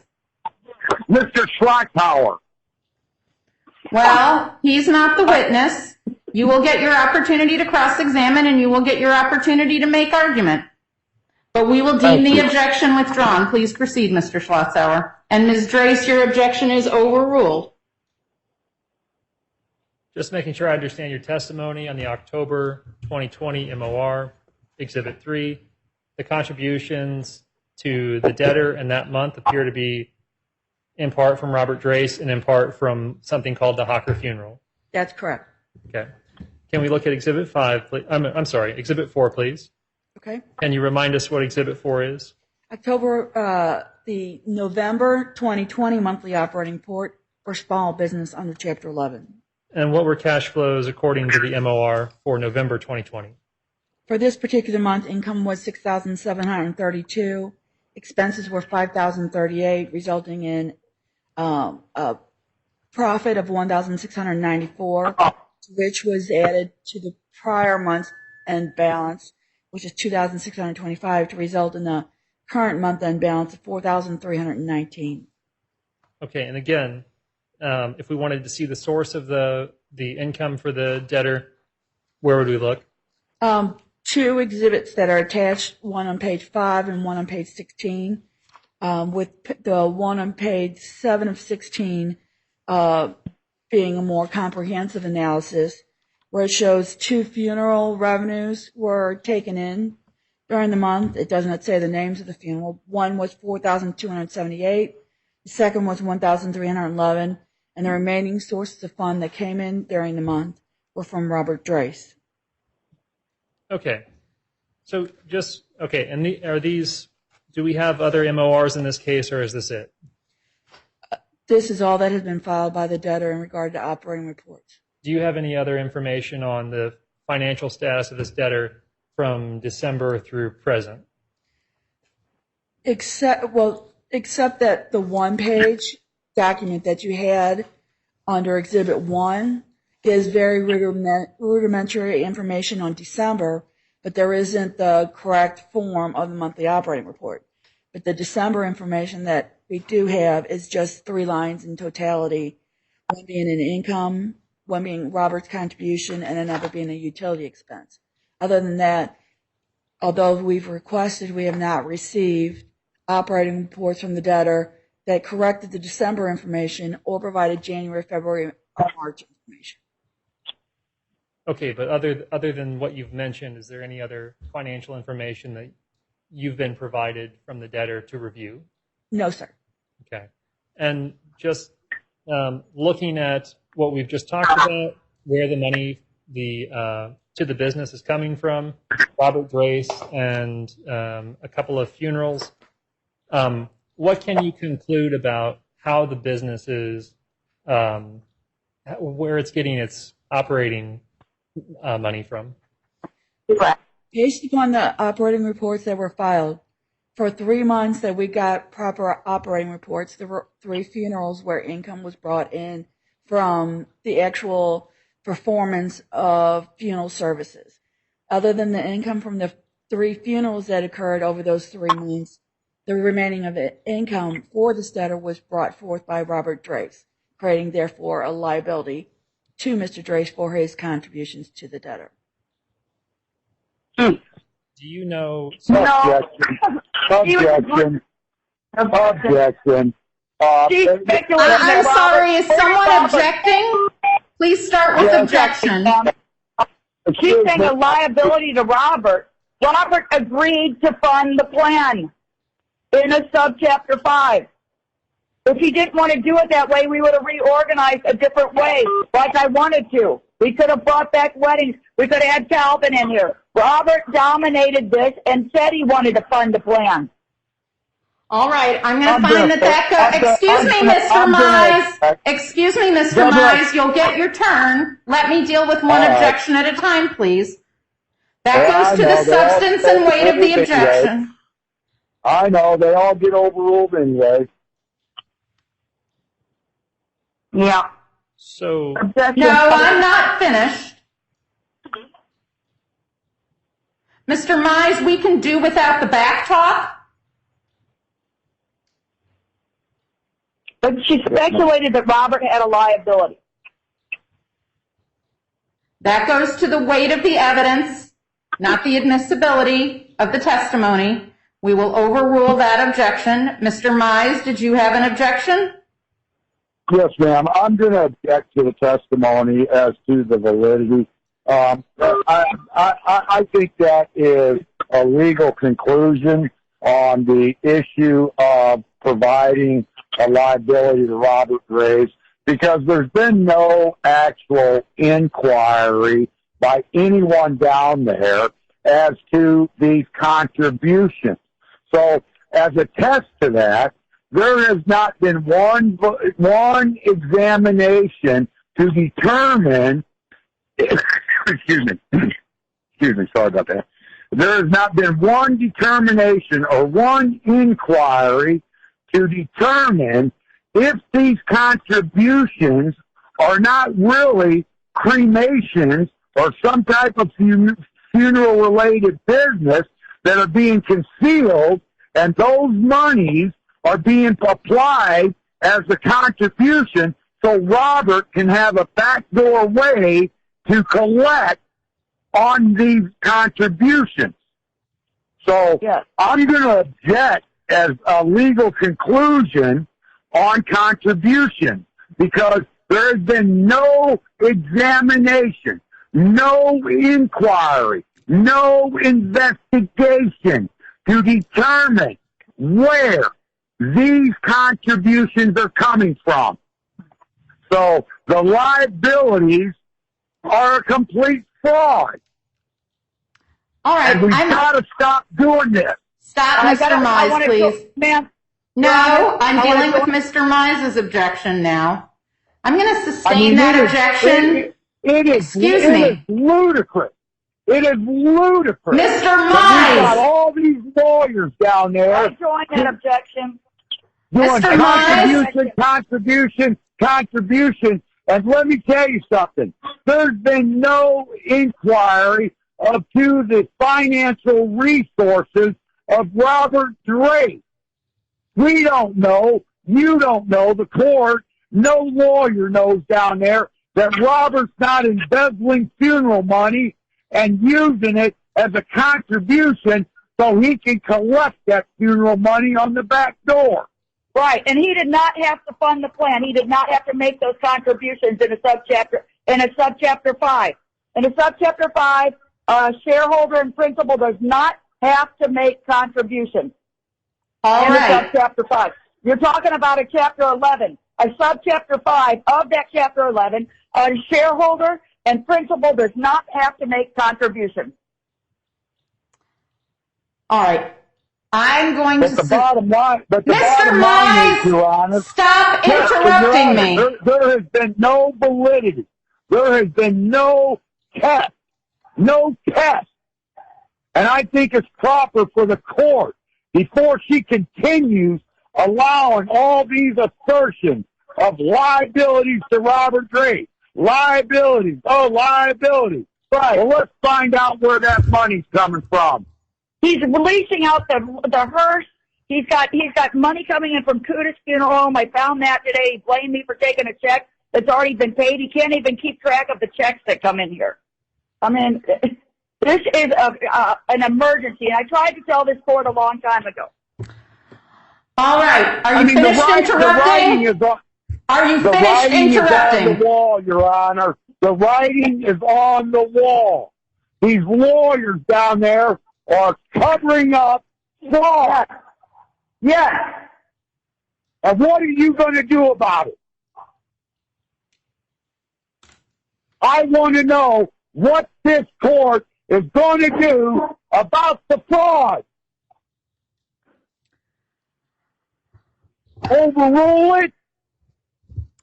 Now, before I was interrupted multiple times, I was going to sustain Mr. Mize's objection with regard to the conclusion that there is a debt to Mr. Drace and instruct Mr. Schlotzauer to re-ask that question Yes. in an appropriate way. Sure, Your Honor. Okay. Basically, what I'm trying to get at is, what would the cash flows of the debtor be without what the debtor has designated as contributions from Robert Drace?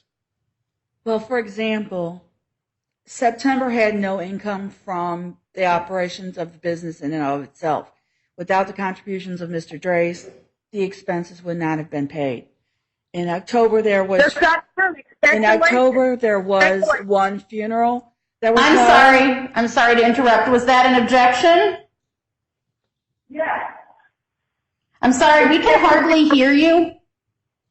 Objection. It's the same exact way. You're saying that it without the contributions of Robert Drake. That's simply not true.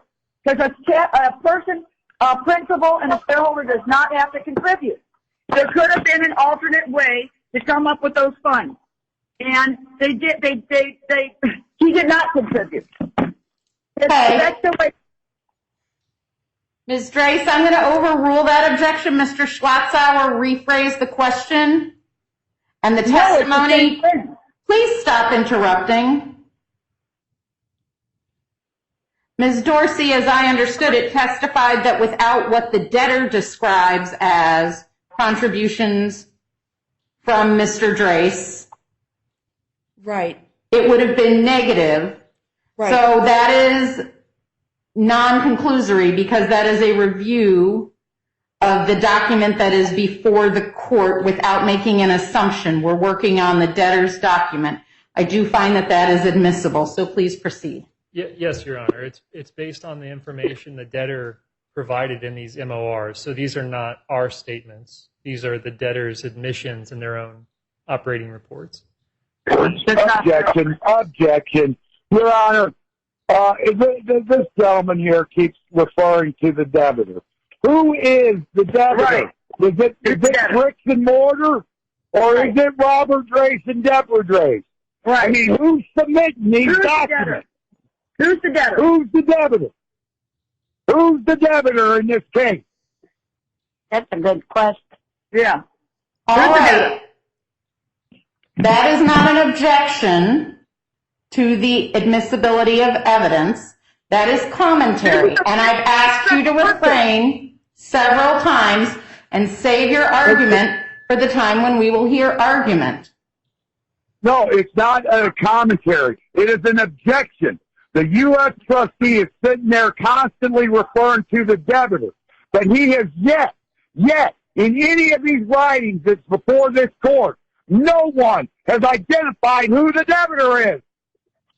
The debtor is not bricks and mortar. The debtor is not that building over there. The debtor has to be an actual person. Who is it? Who's the debtor in this case? Angela made this shit up. Language, Ms. Drace. No, don't get interrupting me again, Deborah. I want to know.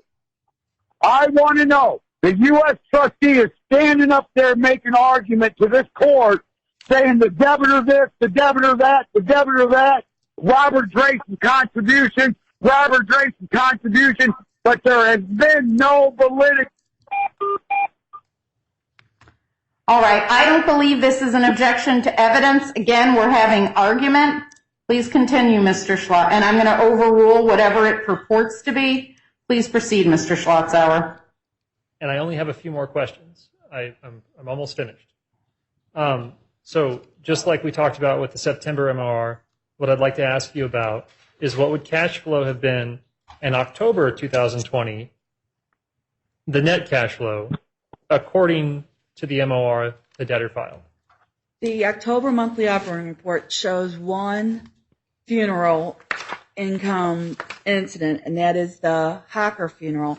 That was $3,510. When you compare that to what expenses they had, which is on page 2 of that October document, the expenses were $4,565. So the income from the actual services at the funeral home were less than the expenses. You said the income was less than the expenses once you take out what's been designated as Robert Drace's contributions. Correct. One funeral at $3,510 does not cover expenses of $4,565. Okay, and do you know how that would ultimately have impacted the net cash flow for that month if you subtract Robert Drace's contributions? Definitely would have made a negative and would have dropped the income level substantially. So instead of income of $6,080, which they report, the income would be $3,510, resulting in approximately a $1,000 reduction in the cash balance in the bank account, which would have brought the bank account balance to marginally less, but it would be less, so it would have been a drain on the cash of the business. Okay. So finally, let's have a look at November 2020. And again, if we subtract what's been designated as the contributions of Robert Drace from the business's income, how does that impact net cash flow? In November, there were 2 funerals that brought income to the debtor. One was for $4,278. The second was for $1,311, for a total of approximately $5,500. In that month, expenses were approximately $5,000, so there would have been a net gain of approximately $500, which would have been in addition to the income of the debtor, albeit marginal.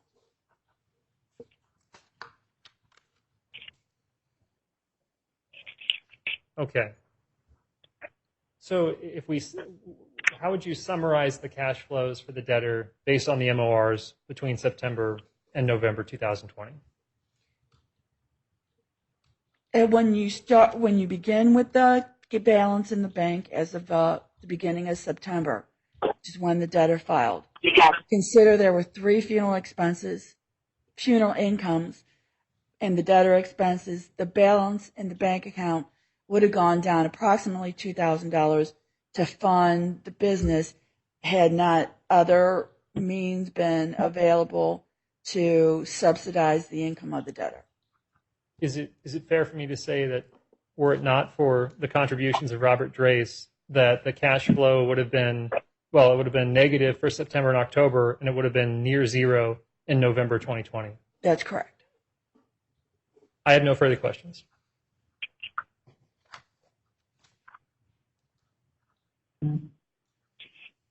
Two out.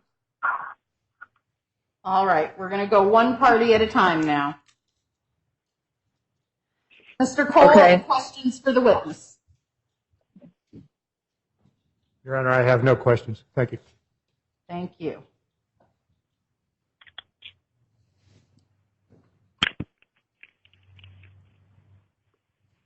Robert Drace, any questions for the witness?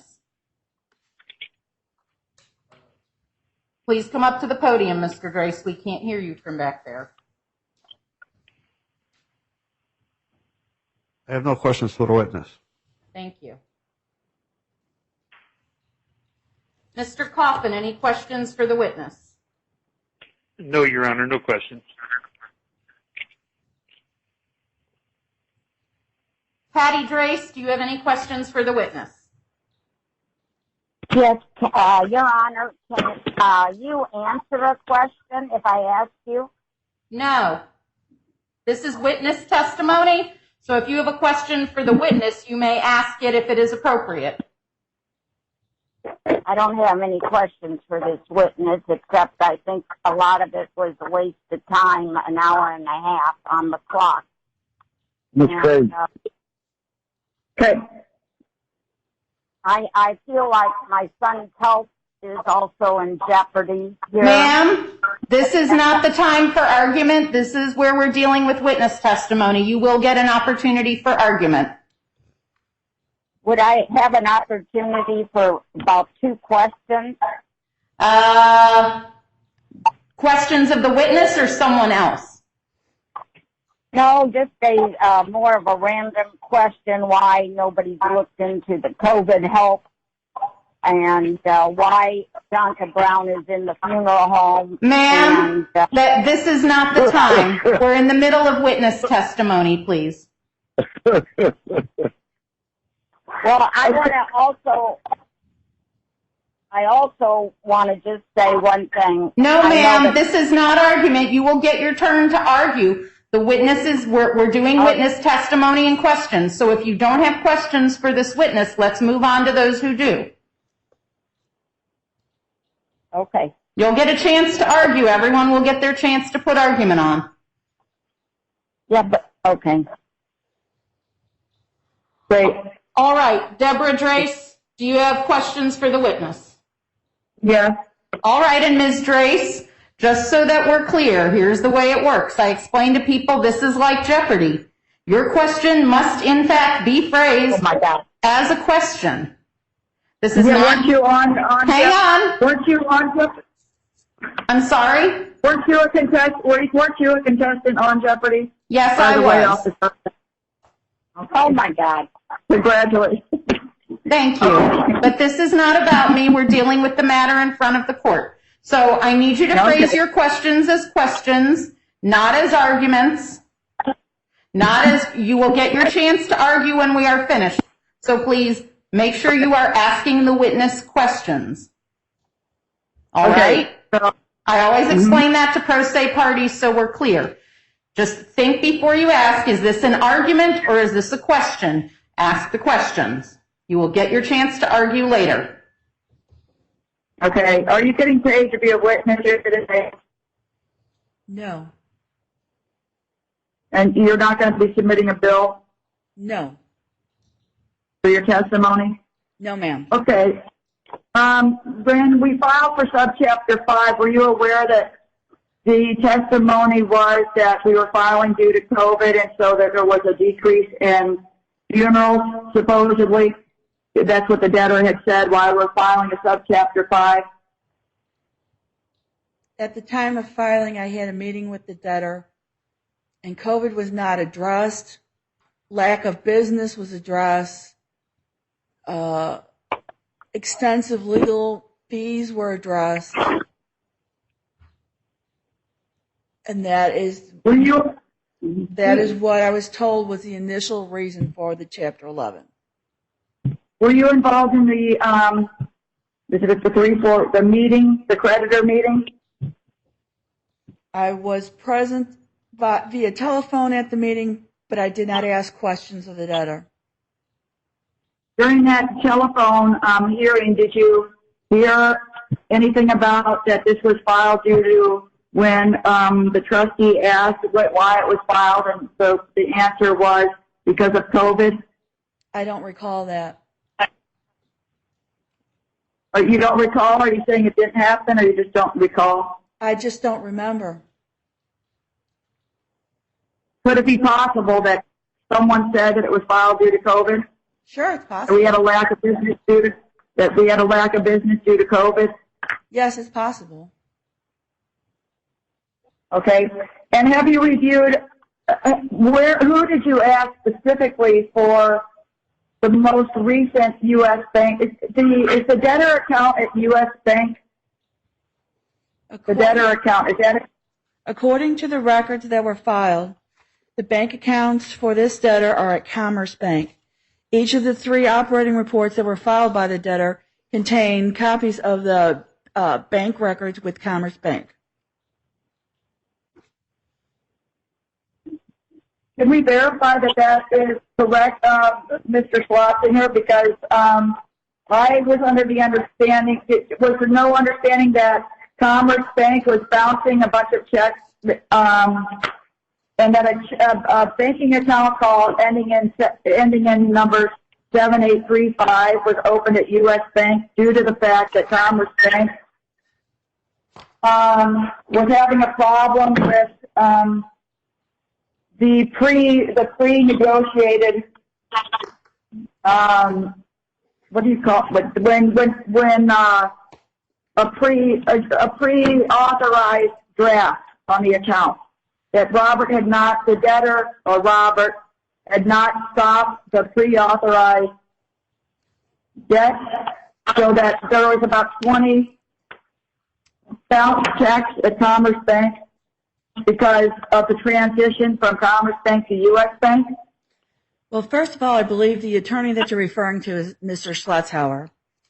The debtor provided bank statements both with the, not both, but with the September, October, and November statements. With the September bank statement, there was no overdraft fees. With the October bank statements, there were several overdraft fees. And if you'll give me a second, I'll give you the exact number that was reported. There's 8 overdraft fees, all for $37 apiece. And there's a note with the November operating report that indicates Commerce Bank didn't close account the last 4 digits 9974 and continued to allow ACHs for the expenses of Patty Drace to overdraw the account. I'm sorry, where are you on that, Ms. Dorsey? Where do you see that? I'm on tab 3. It's document 144, and if you look at page 6 of 16 on 144, it's a three-lined item explanation that has carried over from page 5. So it's possible the ACH fees contributed to the negative balance, not Robert's funding. If we didn't have the ACH fees and these overdraft fees, if we didn't have the ACH debits going in there and Robert and the ACH fees and the overdraft fees, would it have been possible then that the balance would have been higher in these accounts? Well, with 7 overdrafts at $37 a piece, you're talking about approximately 740 is 280, approximately, let's just say approximately $280 in unexpected expenses for those overdrafts. $480 would not have made cash profitable for the month of October. And in November, again, there were overdraft fees as shown on page 6 of 16. But that time there was one overdraft that was for $703. But that month already had positive cash flow of approximately $500. So that overdraft return fee would have added to the income for November. Right. So, but you got the overdraft, but you also have the ACH. There were some ACH drafts that went through, correct? Some ACH that were not approved by the bankruptcy court. Did those go through on those months? I'm looking. Give me just a moment, please.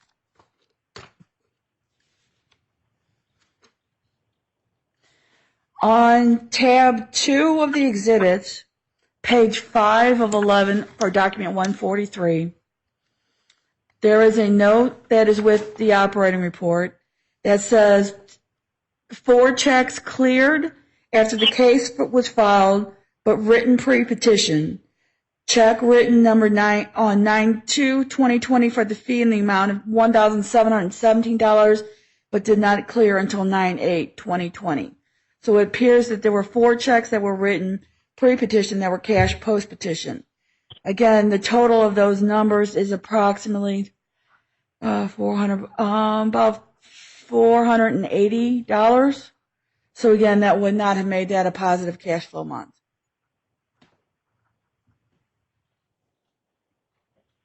Okay. But you to date right now do not know of a U.S. bank account, Silver Business Checking, ending in 7835? It has not been You don't provided. have that now? It has not been provided with the operating report, so I was not aware of that. And Is that right?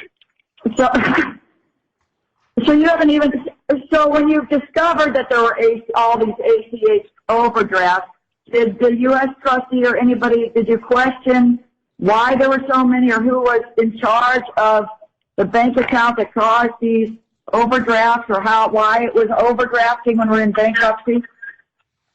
The footnotes that were contained with the operating report on page 5 of 16 under the 3rd tab seems to indicate that there were checks made out that were made when a new account was supposed to be open with the funds moved to the new account.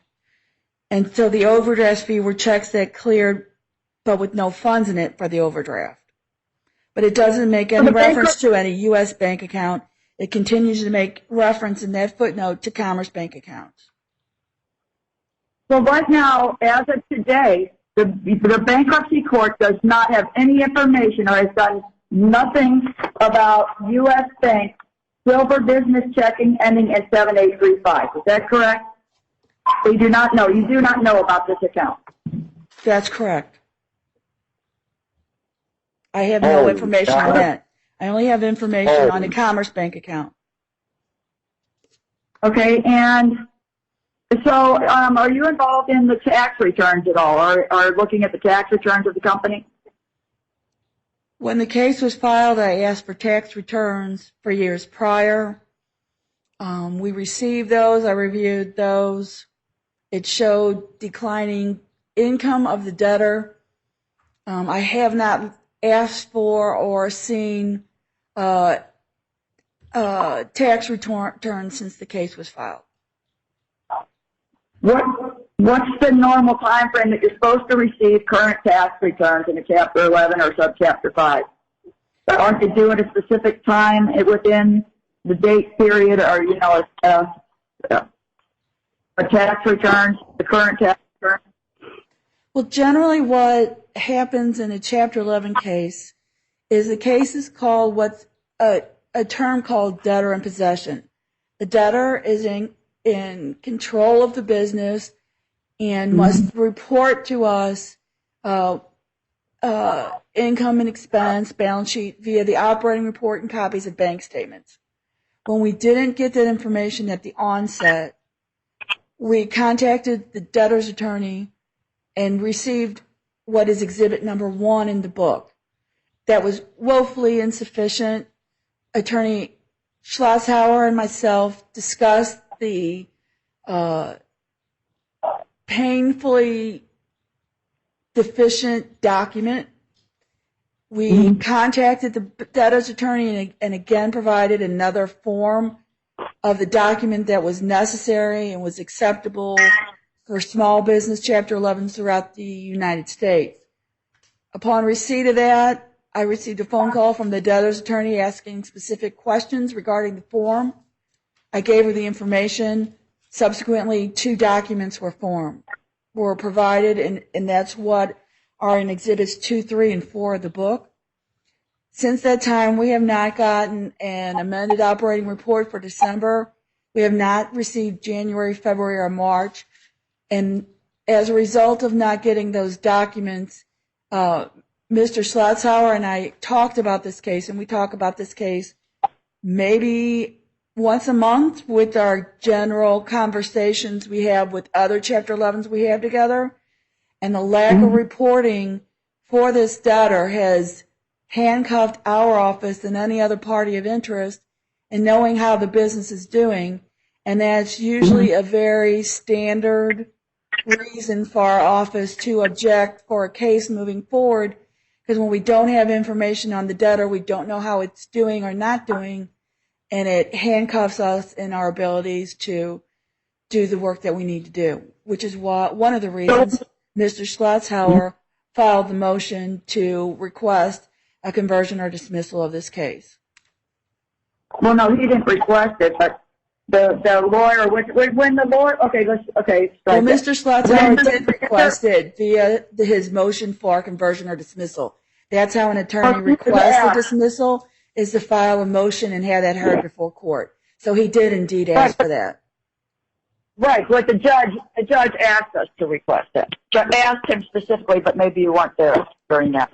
I wasn't there, but Mr. Schlosshauer and I talk about this, and he was well aware. He knew that it was deficient going into the hearing. He came back. We talked about what was necessary and my need to counsel regarding the form of the report, resubmit to the debtor and the debtor's attorney the form of the report. So he was aware. He continues to be aware. We talk about this case, and he is very much aware of the necessities of the documents. And what did the debtor's attorney say when you requested January, February, and March? What was the response when you requested the financial information, and especially the fact that you don't know about the U.S. Bank? I don't understand. So I'm sorry. We have an objection. What's the basis of your objection, Mr. Schlosshauer? Well, first it's relevance, and second it's hearsay. Well, no. A response on the hearsay issue, Ms. Drace? Hearsay about what? If I asked, what did the debtor attorney? What was the response when you asked for January, February, and March? That's a legitimate question. Same objection. Please stand at the podium. Explain the basis for the objection, please, Mr. Schlosshauer. Objection as to what the debtor's attorney responded when we asked about monthly operating reports is irrelevant to these proceedings, as it bears on no issue as to why the case should be converted or dismissed. But perhaps the better objection is that it's hearsay and that it's the statement of someone who's not in this courtroom, and it's being offered for the truth of whatever that person said. Okay, I'm going But she's on the phone. I'm going to deny the objection as to relevancy, but I'm going to sustain the objection as to hearsay. Please proceed, Ms. Drace. When do you normally file for a dismissal if you do not get the accounting for the debtor? Objection? Again, when the U.S. trustee files for conversion or dismissal is irrelevant. But you didn't file for a dismissal or conversion without the prompt of the judge. Is that correct?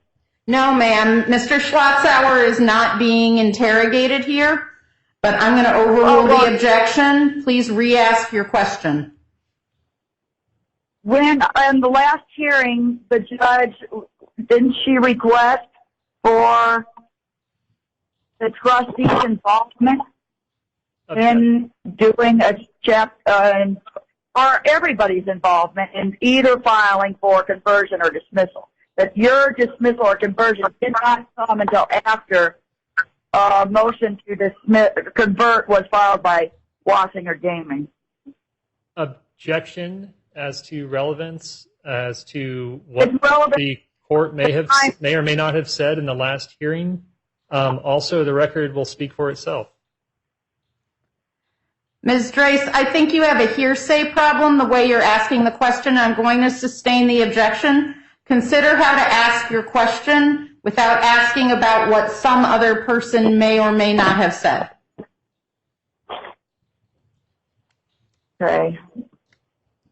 But can I reserve the right to redress this and let the next person go? We're not going to have any redirect except by Mr. Schlotzauer, who has that right since this is his witness. So if you have questions, this is your time. I know, but I've gotten off track because the question's not yet. So, let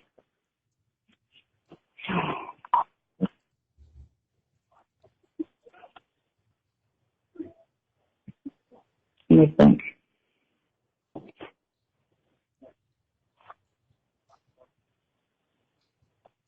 You're good, Dad. The debtor. Who did you ask for? Did you have? Normally does a corporation have a board of directors? I'm sorry, can you repeat that question?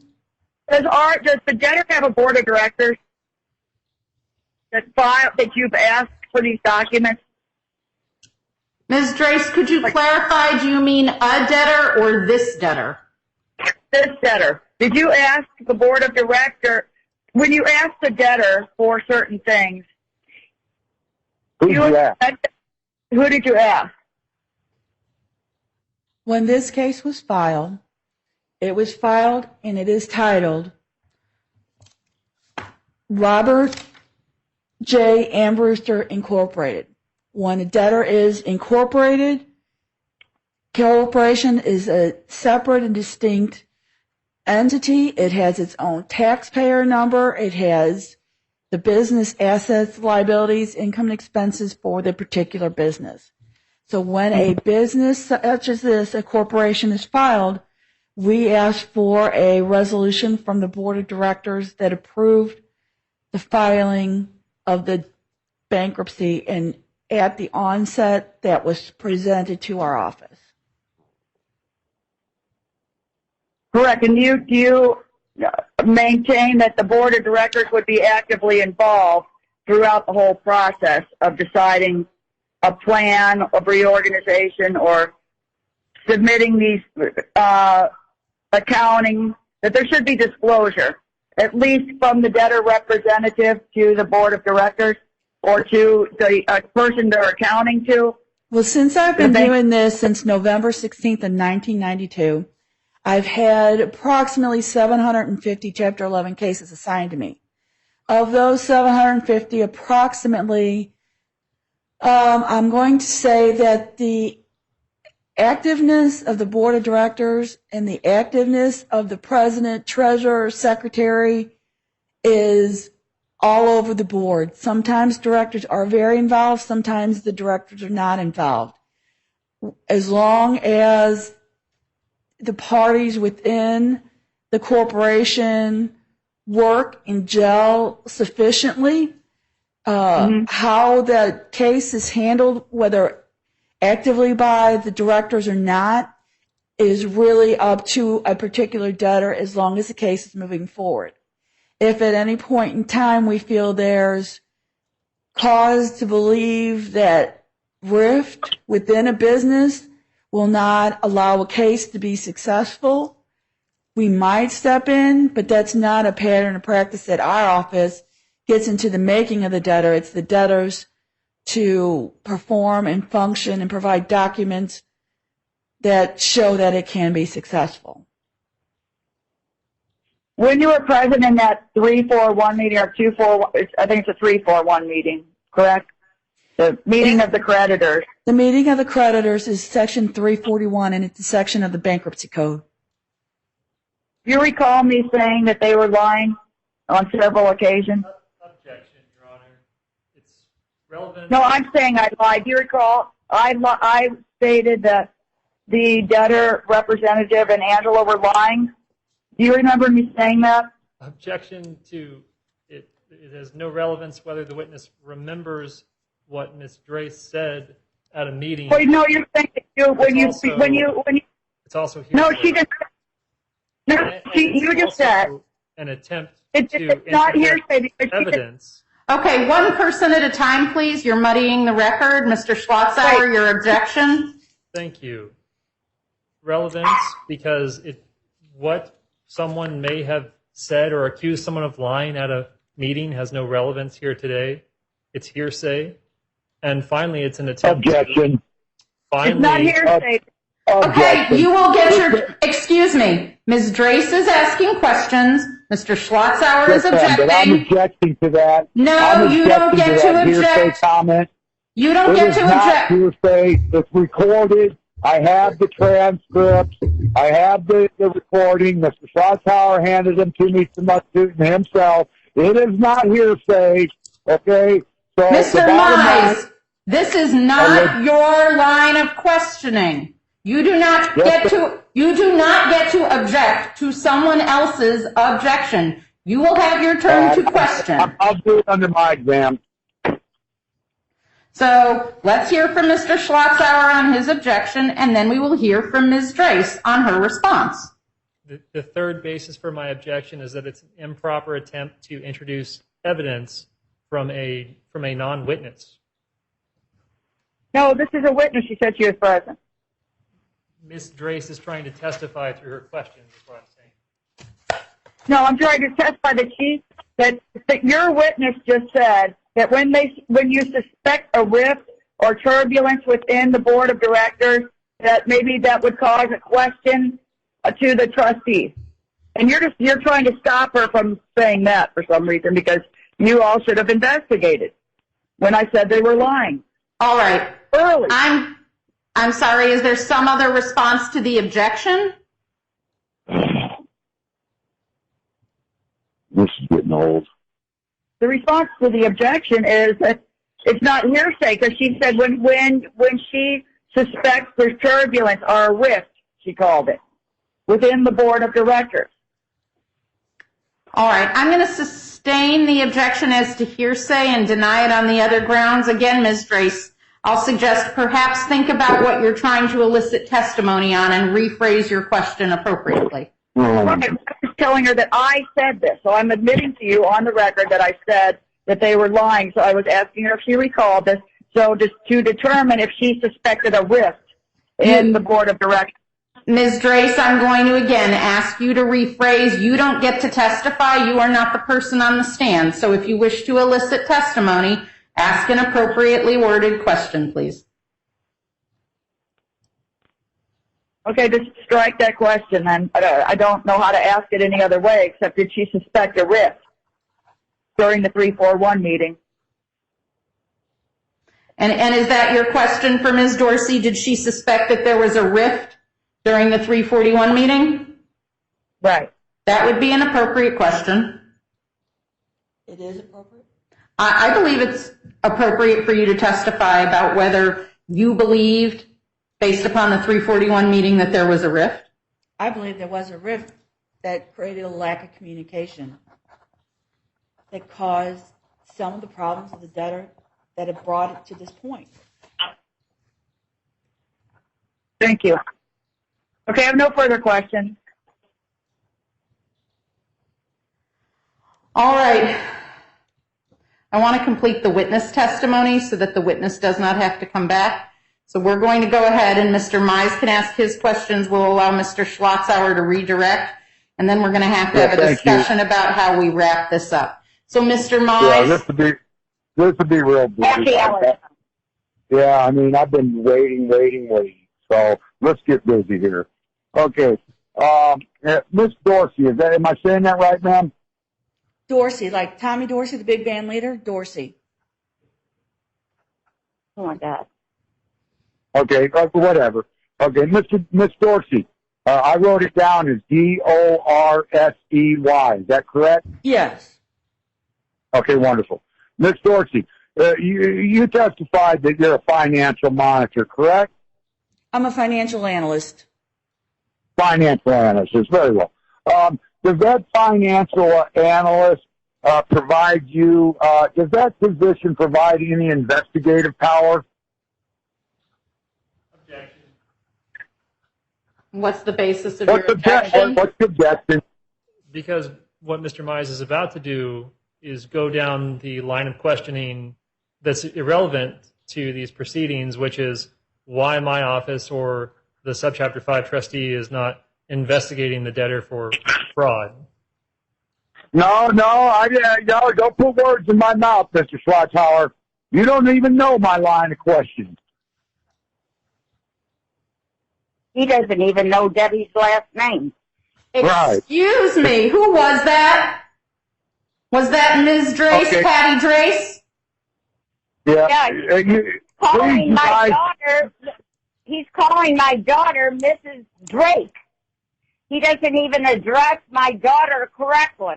Ms. Drace? Patty Drace? I'm sorry, two Draces. I want to make sure I'm addressing my comments to the proper one. Yeah. Ms. Drace, we do not engage in editorializing on other parties' statements. You will have your opportunity to argue, and you can do so at that point. But we do not interject into other parties' testimony, and we will not have crosstalk, which is you directing comments to another person in the case other than me. All right. You have not been on the other hearings in this matter, and we have had this problem multiple times.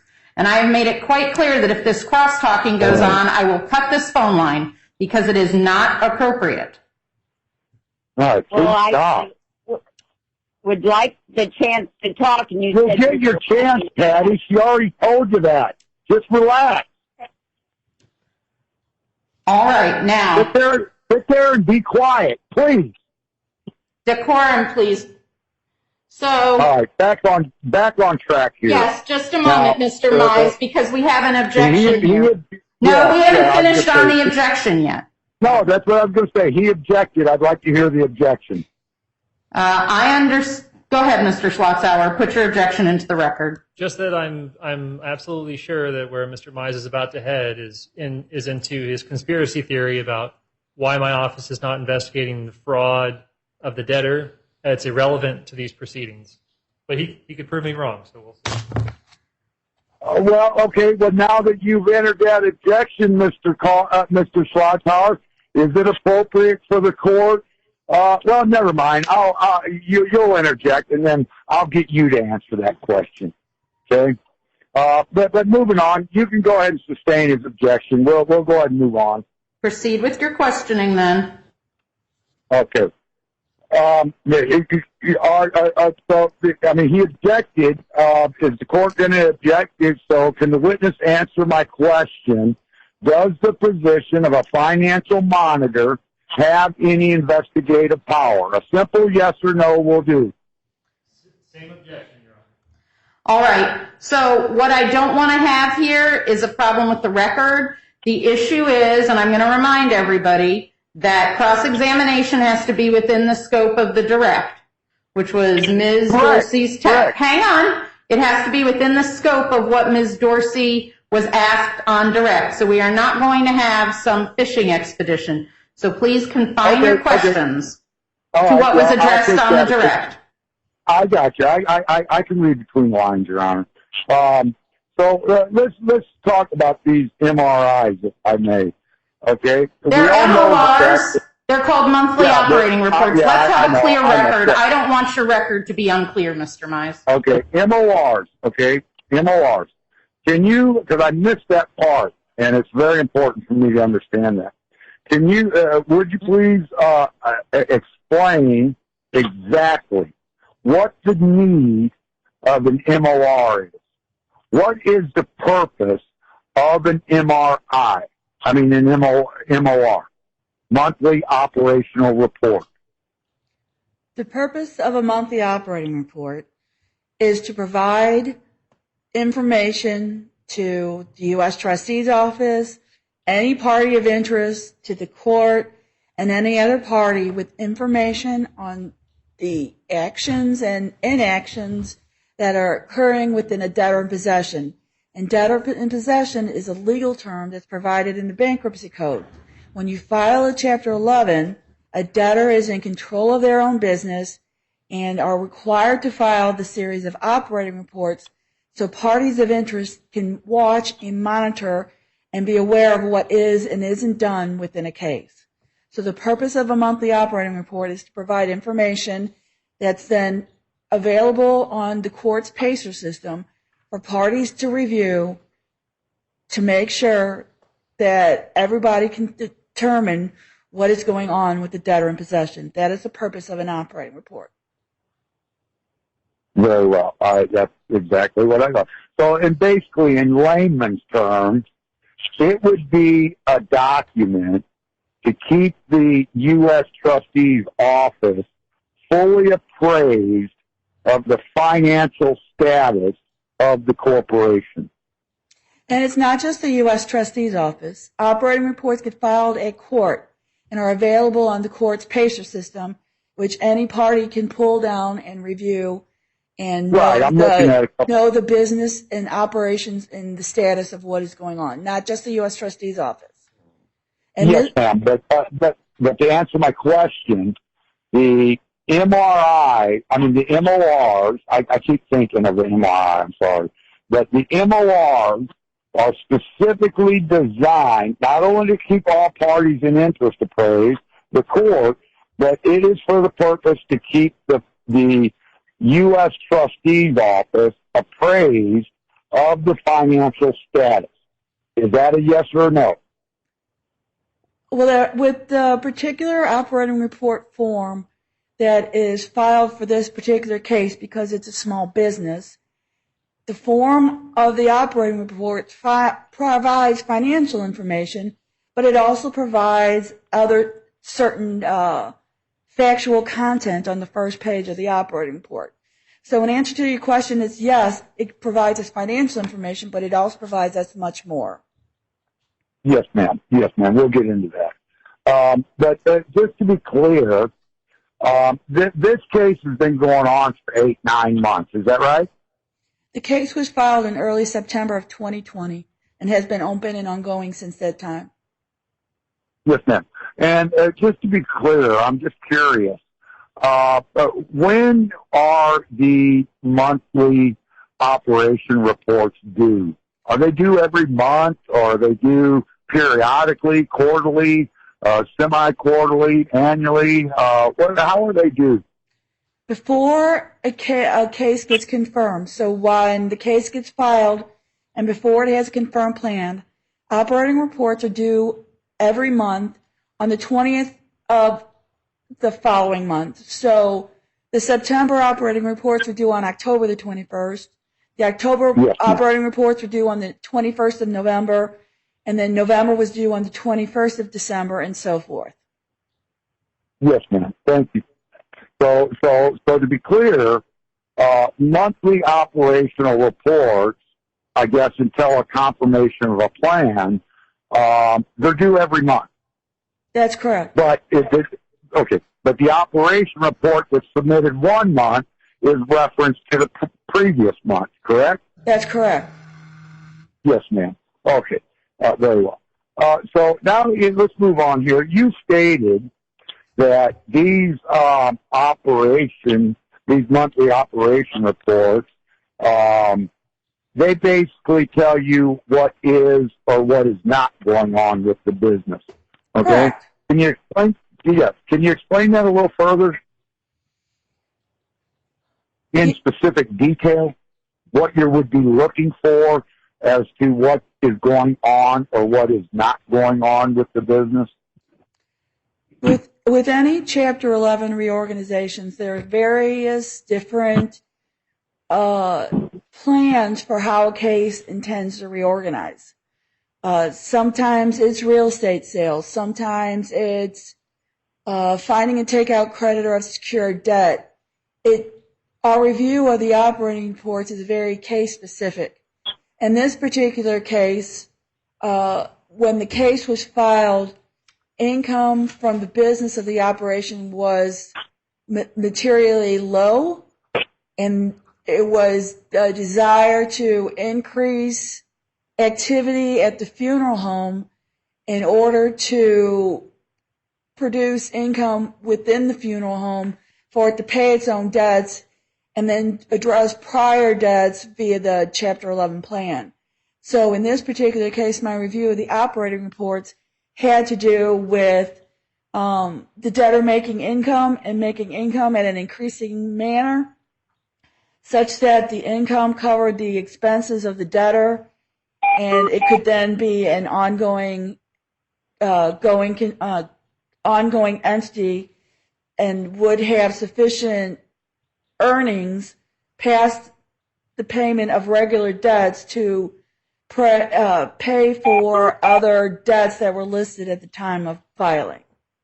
I follow very well. Thank you. I'm making notes as you speak, so just bear with me.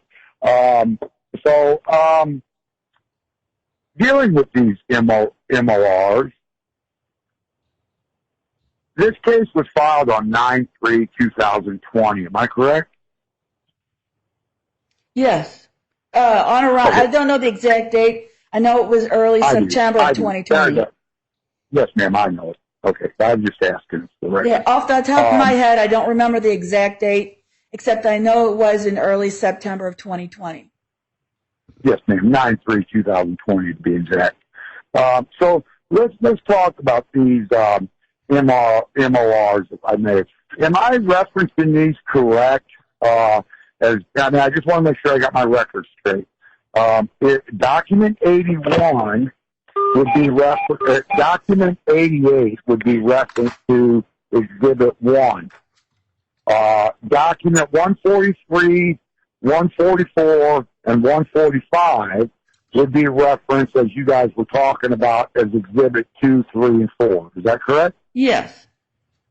Very well. Okay. Let's talk about those for a minute, if I may. Okay?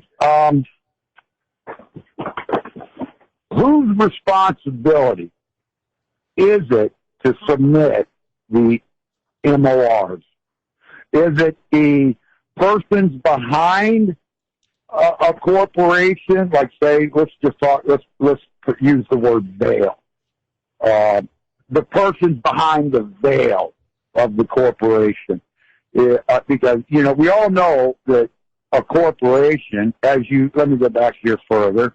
Hey, Mr. Mize, you need a question, not a lecture, please. I know. Let's strike that question first. I want to go back to this question. You indicated in your testimony that a corporation, because now that I mentioned veil, this is important to bring up. You mentioned in your testimony that a corporation is a separate entity. Okay? By law, I don't know if you are familiar with the law, but by law, can you define for the record, what a legal corporation is to be its independent entity. Objection. That calls for a legal conclusion. No, I mean, if she don't know, she can just answer. No. I'm just asking her. I'm just asking. She knows. Mr. Mize?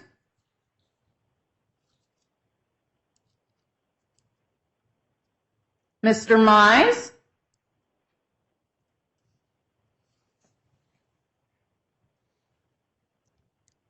Have we lost Mr. Mize? No, you didn't lose me. I'm sorry. I pressed the mute button.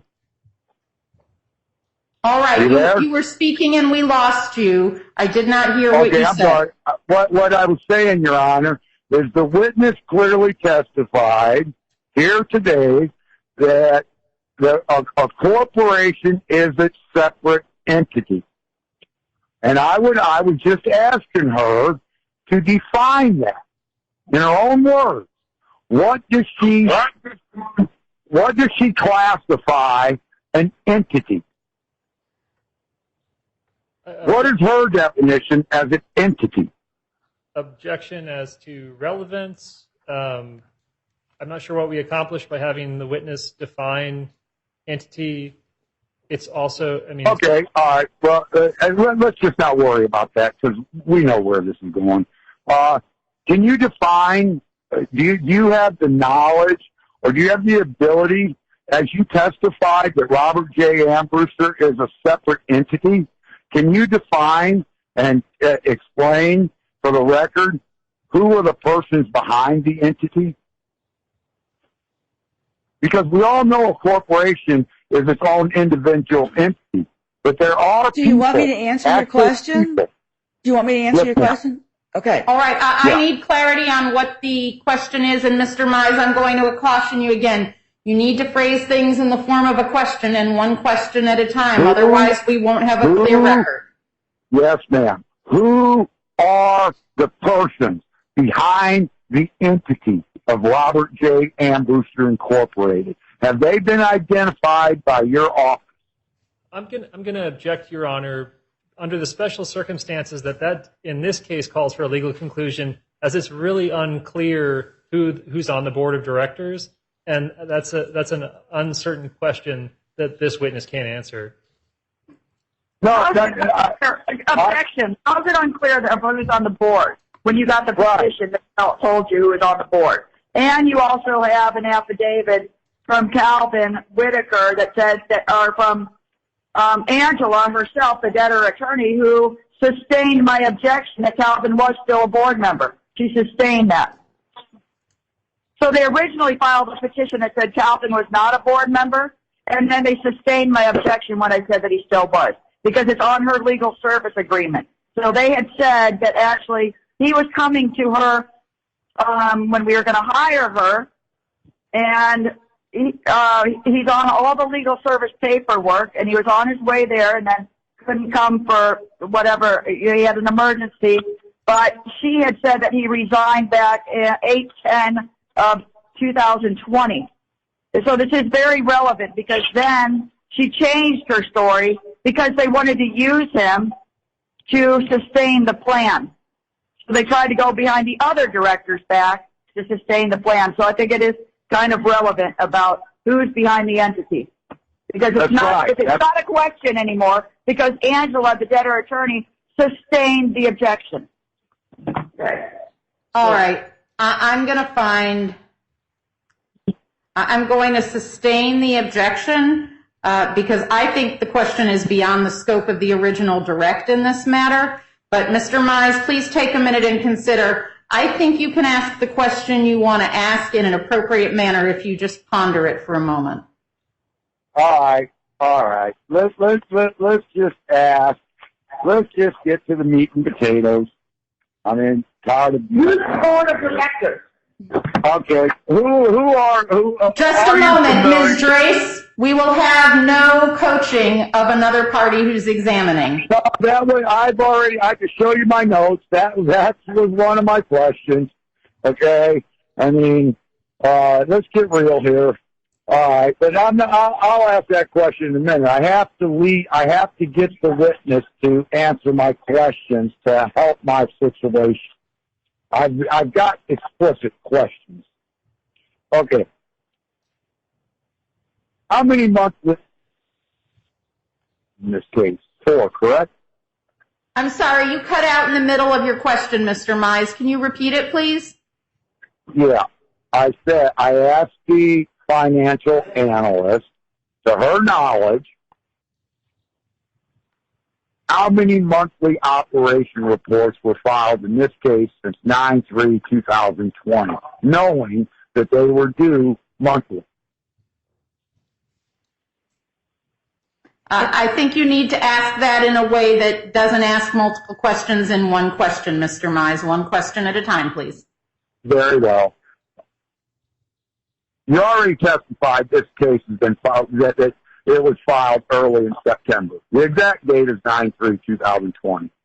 How many monthly operation reports for the record were filed in this case since 9/3/2020? Originally, there was one document, and that's Exhibit 1 in the exhibit book. That one-page document allegedly provided operating reports for the months of September, October, November, and December. Because it was in the wrong form, did not provide all the information, was woefully deficient in what information our office and what parties of interest and the courts might need. We spoke with the debtor's attorney, provided the entire document that was necessary. Eventually, we received amended documents for September, October, and November. Okay, but the record, am I clear? I mean, the Exhibit 1 may include other issues, but am I clear? But throughout the course of this procedure, that only 4 have been filed. There was one document that provided 4 months, and then there was 3 separate filings that were for 3 specific months. Yes, ma'am. Very well. We're talking exhibit. We're talking about document 143, 144, 145, and document 88. Correct? Yeah. Yes. Okay. Very well. Thank you. Who signed them operating reports? Generally, the person who signs the operating report is directed by the board of directors.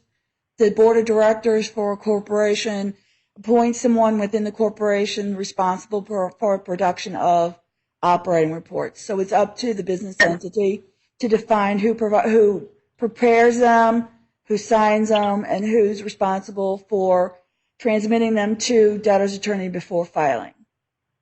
Yes. So who signed these documents? I understand you, Deb. I got my own question. Don't on how to interrupt me. I'm on a train of thought here. Okay. Who signed them? I don't know. I'll have to take a look. I'm not sure. I'll take a look. Yes, ma'am.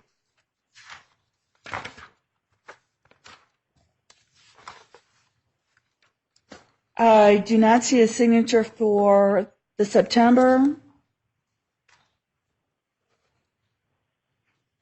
That's all. Ms. Dorsey, could you refer to them by exhibit numbers? That would be very helpful for the court. Under tab 2 of the exhibits, I do not see a signature. Let's go down. I do not see a signature. I'm sorry, Mr. Mize, could you either re-ask the question and let Ms. Dorsey answer? Yeah. Yes, ma'am. Based on the court's comment just now, let's simplify the record a little bit. Who signed document? Let's stay on the topic. Who signed document 88? Say that again. Who signed off on what? Whose signature? Whose electronic signature? Whose hand signature? Or whatever the case may be, who signed document 88? And Mr. Mize, to confirm, you mean exhibit 1? Yes, ma'am. Exhibit 1, document 88. I don't see a signature. No How's it signature. visible? So you No. did that with no signature? Ms. Joyce, I can hear you. This is Mr. Yeah, Mize's cross-examination. That's right. You've been cautioned before. Please let Mr. Mize Right, ask his yeah. question. I'm perfectly confident of handling my own affairs. Now be quiet. No, I want to know the answer, though. Well, I will get to it. So it's your testimony here that a court document was submitted as a monthly operation report for this corporation but has no valid signature. So we don't really know who prepared that or submitted to the court. Would that be a fair assumption? No, that's not a fair assumption. When a document, Okay, well, when a document is filed on PACER with the court, parties that have access to file documents with PACER with court have a particular logon, and that logon is then associated with it. I don't have here in the exhibits information. I understand. Let me finish, please. I I don't have information here on what PACER says on who filed and purports that information that was put on PACER was true or correct. Okay, I don't so have that information. Maybe I can help you out a little bit here. I've got the PACER up right here in front of me. So let's take a look at document 88, if we may. Got a few more questions about that. And I'm puzzled about that. Now, I can't give you any testimony regarding PACER. PACER is a court system. It's not the U.S. trustee system. I can tell you an educated guess, but at the most, it's an educated guess. Okay. Let's look at this one for a minute, man. If we're looking at Exhibit 1, Document 88, it says on the PACER, it says monthly operating court filing period for September 3rd through December 31st, filed by debitor Robert J. Ambruster Incorporated, Angela Jansen. So Angela Jansen is the one who electronically filed this document. Would that not be correct? I don't have it in front of me. If you're asking me to say what you're saying is true and correct, it sounds as if Ms. Jensen was the debtor's representative, and it's normal and customary for the debtor's representative to file an operating report on behalf of the client. And So, witness has already answered, but I have an objection. Just but since on this line of questioning, I have an objection. Thank you. Personal knowledge as to who filed a document, the witness doesn't have it. Right, I got you. We've already established that. We're fine with that. Okay, but we're fine with that. So let's move on to Exhibit 2, 3, and 4, Document 143 and 145. Okay, I'm looking at them right now on Facebook. Okay, so are you aware of who filed them? I don't have access to PACER where I'm at. Personal knowledge, the witness. Okay. I got you. I understand your objection, Mr. Schlotzhauer. It's just a question, and the docket speaks for itself. I was just asking the witness a question. That's all. Okay. And I'm going to sustain the objection, Mr. Mize. Very well. Again. Very well. Very well. I understand that. Now, let's move on here. Contributions by Robert Gray. Okay? These are some important questions. There's been constant reference to these contributions. Okay? Now, am I clear? I want to be clear on this. Am I clear that your testimony here today is that the U.S. trustee or the bankruptcy court has no knowledge of a U.S. bank account and that it has not been reported to the court, ending in account number 7835. Is that true? Is that your testimony? I have a couple of objections. Number one, the question's compound and confusing. Number two, he's asking the witness about the knowledge of the U.S. trustee, and I think there might have been another entity that he threw in there. If he wants to ask this question... All right, question... I'll rephrase. Strike the question. Okay. Am I clear that your testimony here today was that a bank account at the U.S. Bank in St. Louis ending in 7835 has not been reported. The only bank statements that have been provided with the operating reports are bank statements with Commerce Bank. Okay, very well, thank you. It's already been established by your testimony that a bank account has been concealed. A bank account has been what? I'm sorry. That has been concealed. Okay? I don't Now, know that. You're saying well, that. I don't know that. We've got the bank statements. Okay, so let's not play games here. So let's talk about this. Is it not possible for funeral funds are being placed in the U.S. bank account to hide money from the bankruptcy court to be used to prevent the illusion of a contribution by Robert Grace using funeral monies that's been concealed from the court? Is it possible? Objection. Speculation. I'm going to sustain. No, Mr. Mize, this is not a fishing expedition. I'm going to sustain this. This is not making hypotheticals. I've made my point clear on the record. Okay, that's good enough for me. So let's talk about this 341 meeting. You already testified, ma'am, that you were present at the meeting. You didn't speak, but you were present, correct? That's correct. Yes, ma'am. Very well. Now I'm going to ask you, who appeared, if you recall, if you can recall the meeting. I can give you the specific date if you'd like. As part of my testimony today, I did not go back to the record to re-examine the recording of the 341. So you would be going completely off the top of my head of something that happened about 8 months ago. And I've had so much work since that time, I could not say with complete certainty that's necessary for this court. Mr. Mize, please let the witness answer the question before you go to the next one. Yes, ma'am. Off the top of her head is perfectly fine for me. No. If she doesn't recall, all she's got to do is say, I don't recall, and I'll refresh her memory. That's all. Okay? I have not reviewed the recording to be able to answer that question either today. I just don't have that information off the top of my head. It's just not, I don't remember. So it is your response that you don't recall who attended the 341 meeting. It's my response that I have not reviewed the recording of the 341 to be able to respond to that. Okay. So you don't know if I appeared. I have not reviewed the recording to be able to answer your question. Okay. Very well. I've reviewed the operating reports. I've reviewed the initial filing of the debtor.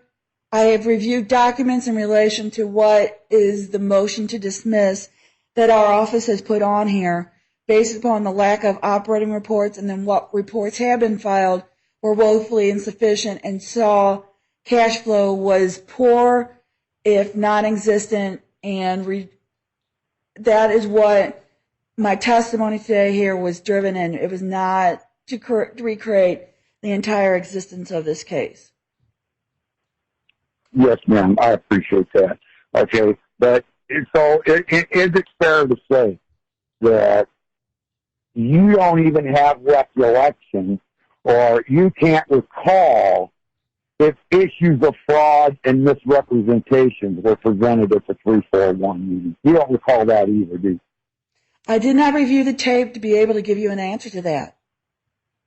Yeah, Part of my testimony today was for our office's motion to dismiss the case, and that was based upon lack of filing of reports, lack of representation by counsel, and what information has been provided has showed that the debtor does not have sufficient income to reorganize under a Chapter 11. Past that, I did not do any research or preparation for today's hearing to make any sort of testimony regarding the 341. None at all. Okay, because you weren't prepared for my examination. I got you. No, because Okay. this is a motion So- to dismiss. My Right, preparation right. is regarding the motion to dismiss.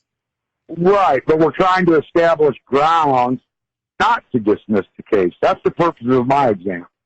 Okay?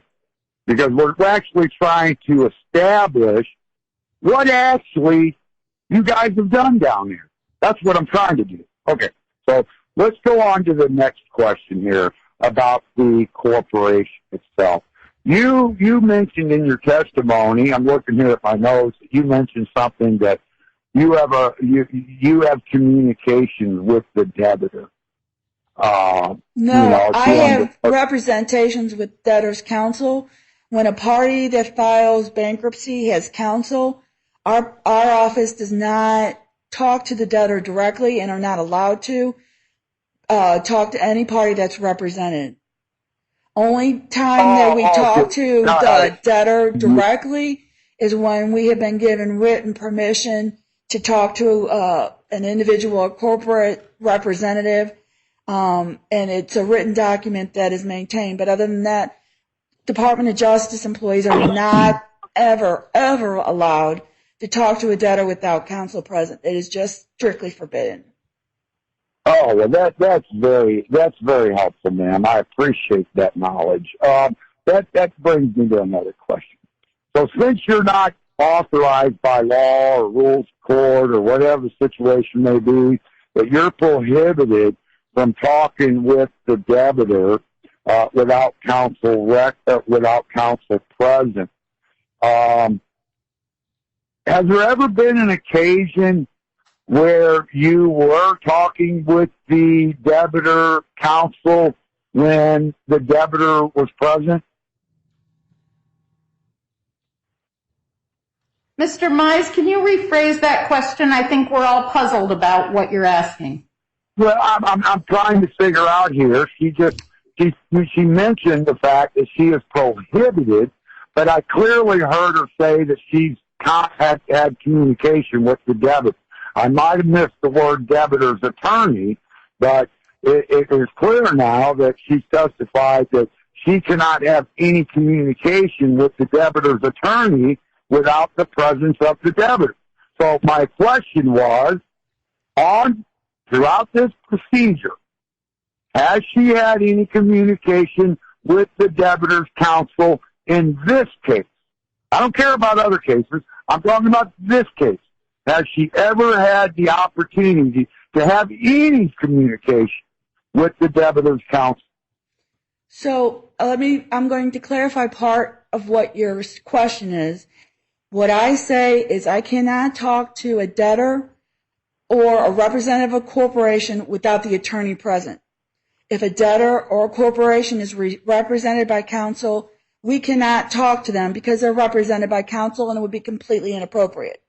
Now, in this particular case, at the onset of this case and any other case, when a case is filed, we contact the debtor's attorney and begin the conversation with the debtor's attorney regarding two major areas. One is some background information on the debtor to get some information on what brought the debtor to this point, what are some particular red flag areas that we need to be aware of. I did speak with attorney Angela Rudden-Jensen, and then at the same time we also talk about general administrative issues. And again, I spoke with attorney Angela Rudden-Jensen. Some of the communication was with the principal of this corporation at the same time. Some were not. But there was communication between myself and the debtor's attorney regarding this case, but at no time during this case did I talk to the representative of the debtor without the debtor's attorney.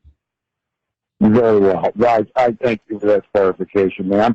Who was the principal party representative when you were having this appropriate conversation with the debtor's attorney of record? The person? I need a name. Who was the principal Robert Drace. party? Robert Drace. Very well. Thank you. So, can you, for the record, establish how either the debtor counsel of record or maybe Robert Grace represented his capacity?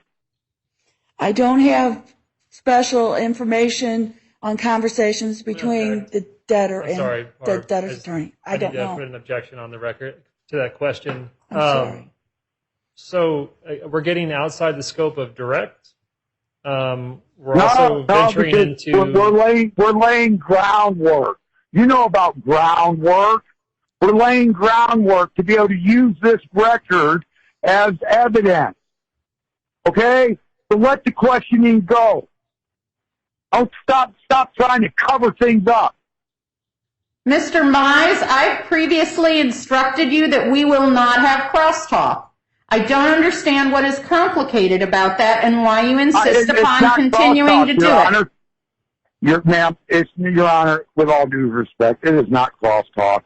No, sir. It is starting to get frustrating every time I ask a valid question that has merit. He wants to stand up and try to shut me down. That's not right. And you stand up in there as a court are allowing it. Sustain. You know? I mean, how am I going to get to the root of the truth if I can't ever even ask a question of a witness that's testifying here that raises things in my mind that needs to be answered? Mr. I want to know Mize, about these red. Okay, can I ask you a question about the red flag areas? What red flag? I'm red sorry. flags, Can we ma'am? deal with the last question first? The last question, she answered it. I wanted to know who the principal party was. She identified Robert Grace. My next question was, can she identify what capacity he was representing in this case? If she don't know, all she got to do is say, I don't know. That's fine. I'm trying to get her to answer, and I would like for her to say he represented himself as president. Mr. Mize, you don't get to testify. You don't get to lead the witness. In a court of law, you never ask a question you don't know. That's a fact. I'm not sure what that has to do with what we're talking about here. But, Mr. Mize, this is a cross-examination, and it is limited to the scope. No, let me finish, please. So, a cross-examination is limited to the scope of the original direct examination. If you wish to put on a witness, you had the opportunity to designate one. Right. You did not do so. So you are confined. This is all about his examination. I made specific notes throughout his entire examination. So it's directly related to his examination. No, sir, I'm going to sustain the objection. Again, I'll tell you. Why don't you think for a minute about how you can rephrase that question? All right. I don't need to rephrase it. We know the answer. We know that Robert Grace represented himself as No, president. Mr. Mize, we're not going to have you testifying when you are cross-examining a witness. All right. Miss Dorsey, are you familiar with the language or the contents of the original petition filed in this case? In preparing for today's hearing, which is on the motion to dismiss, I did not go back to the original petition. I did not analyze the petition. I'm sorry, I hate to interrupt, but Mr. Mize, you don't get to ask a question and then interrupt the witness. I know. I'm sorry, Your Honor. I knew that was coming. Are you sorry, Mr. Mize? Are you? Yes, I am, ma'am. Yes, I am, ma'am. But it was a leading question. I was trying to entice her to answer. But, it's a leading question. It's fine. Okay. In your testimony here, you talked about red flag areas. Would you please identify if there was any red flags raised to you during whether it be the 341 meeting or any conversations with the debtor's counsel or basically anything involving in this case? Was there any red flags that presented themselves to you?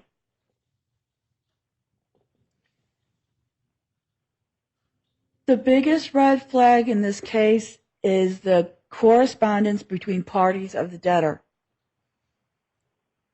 There's so much fighting in this case that it has shown an inordinate time crunch for every party, and the biggest red flag is the people involved in the case in trying to get information and trying to answer questions. And the biggest problem in this case, quite frankly, is all the fighting by the parties and all the litigation that is resulting from all of the lack of conversation and communication from the parties. That's the red flag in this case. I agree. Objection. I agree. But Because if there isn't wasn't misrepresentations, there wouldn't be any fighting. So if the attorney did not lie, then there wouldn't be any fighting at all, and Mr. Mize probably wouldn't even be involved in this. But because there was a misrepresentation, only one misrepresentation of what it takes. No one's above the law. And Angela Jansen has misrepresented the facts. Ms. Drace, I have been very patient with the objections because you are pro se, but let me make it clear. You can object to a question. You don't get to object to an answer. so? If you don't, hang on one second, Ms. Drace. Hang on one second, please, Mr. Mize. Ms. Drace, if you have an issue with an answer, take notes, and when you present your final argument, you can address those issues. But objections should be to questions, please. Please go on, Mr. Mize. Thank you, Your Honor. Let's get back to the issue of the red flag. You've already said that you didn't have an opportunity to review anything in this file before the hearing. I'm just curious to know. No, I did not say that. I did not say that. I have reviewed documents regarding this case extensively, but they relate to Mr. Schlotzhauer, Attorney Schlotzhauer's motion to convert or dismiss this case. It relates to the operating report. It relates to the documents that are with the operating reports, the financial ability of the debtor, and it relates to not having counsel for the debtor that represents the debtor and is able to ask questions and represent the debtor. So I am prepared for this hearing. I will be prepared for the hearing. I will continue to be. I've been with the U.S. Trustee's Office for 28 and a half years. I have never come to court without preparation. I show great respect for the court and the court system, and I would never do such a disjustice to the court. Never. Well, I appreciate that, ma'am. You sound like a woman of integrity, and I appreciate that. Yes, sir, I am. Said, and I will continue to be. Yes, ma'am, I can tell. Are you, can I say one thing? No, you can't. What? You can't after me. When I'm done, I've got to get some points across here. Okay? Now, what, ma'am, back to you, Miss Dorothy. Sorry about that interruption. You've already mentioned that you're a woman of integrity, and I believe that. So let's talk about this. There's been numerous conversations. I even heard the word coming from you, talking about in this Exhibit 2, Exhibit 3, Exhibit 4, Exhibit 1, or whatever. You and the U.S. Trustee always reference contributions from Robert Grace. That is what is listed on the documents. I didn't make those terms my own. Those are the terms that are provided on the documents. No. Yeah, I've read the documents. I'm looking at them. Okay? I have access to papers. I follow it diligently. So let's talk about that for a minute, if I may. What have you done, or what is the U.S. Trustee? I'm not asking you to speak for him, because he can speak for himself, and I hope he will, on this question, other than an objection. I would like to know what you have done, or what the U.S. Trustee, and he's free to respond to it, what has been done to validate these are actual contributions from Robert Grace's personal funds. With each operating report that is filed, bank statements are provided that relate to the operating reports. For this particular case, I have gone through what the documents, specifically I'm under tab 2. I'm on page 5 of 11 for document number 143, where it lists Squarespace, CJ Thomas compensation insurance, healthcare, Fifth Third. All those items I have gone through and corresponded those items to entries on the Commerce Bank statements. And they correlate. Yes, There's nothing, yes, ma'am. there's nothing in the bank statements. There's nothing in the statements that were provided with the bank, this operating report, that indicate anything other than the information that was provided is true and correct. Now, I haven't gone in Right. and done an independent audit. That's not the purview of our office to do an independent audit. It is our office job to look at the information provided and see if there's anything that might raise question, and if there is, then we ask it, have it addressed, and move forward. The same is true with the operating reports for October and November. I looked at the disbursements listed by the debtors on their supplements to the operating reports. I've tied them to items on the bank statements. I find no material errors or omissions by the debtor, so I accept the documents as true and complete as it relates to the bank statements that were provided. I appreciate that. I appreciate that, ma'am. But here's my point. You're just saying that in other words, I want to be clear on this. In other words, what you're saying is that you just took the word of the debitor without no inquiry, correct? No, that's not true. Bank statements are not provided by the debtor. Bank statements are provided by the banks. So the information that was provided came from the debtor, was given to the debtors. You got to let me answer. But if you're not getting all the bank, if you're not getting the primary focus of the question, No, the information comes from just a moment, please. In my opinion, Mr. Mize, if you're going to ask the witness a question, you must let her complete the answer to the question. You don't get to pick what the answer is or when she is finished with it. No, I want her to answer the question specifically of what I asked. But you need to let her finish. Okay, not alluding to bank statements, or it has no relevancy to my question. I asked her specifically, what has been done to validate that these contributions, as being asserted here today, of being Robert Grace, are actual funds from Robert Grace's own pocket? What has been done to establish that? Every month, operating reports are filed with the court. Attached with the operating reports are bank statements. Bank statements are not provided or prepared by the debtor. They're an independent statement of income and expense of the debtor, and I have gone through the bank statements that have been provided, and they correspond with the information that the debtor provided. So independent analysis came from the bank statements from Commerce Bank.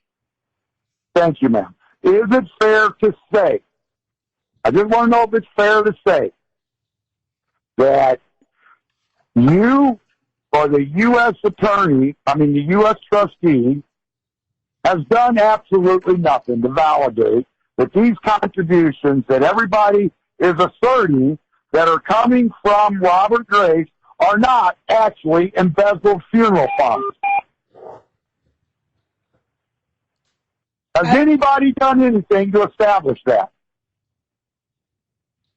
So I have taken the operating reports that were provided, and I checked them against the bank statements that were provided by the depository, and have the corresponding items relate to one another. So I have done work. I do work every month in this regard. If at any point in time I see that there's a problem, I bring it to the attorney's attention, and 100% of the time the attorneys in our office initiate action if there's any problem. In this particular case, So you're not there's aware, so you're not little aware. activity going on in these bank statements that it was very easy to tie each and every receipt and disbursement from the operating report to the bank statement.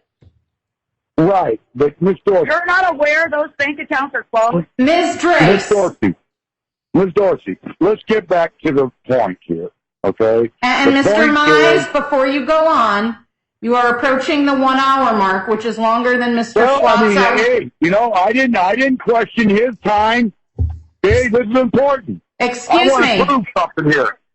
Okay, so No, Mr. Mize, I'm making it clear you are approaching the 1 hour mark, which is longer Thank than you. Mr. Just a couple- Schwarzauer inquired, and you Thank you, should ma'am. consider Thank you, your ma'am. time. Yes, ma'am. Just a couple more questions here, and I'll wrap it up.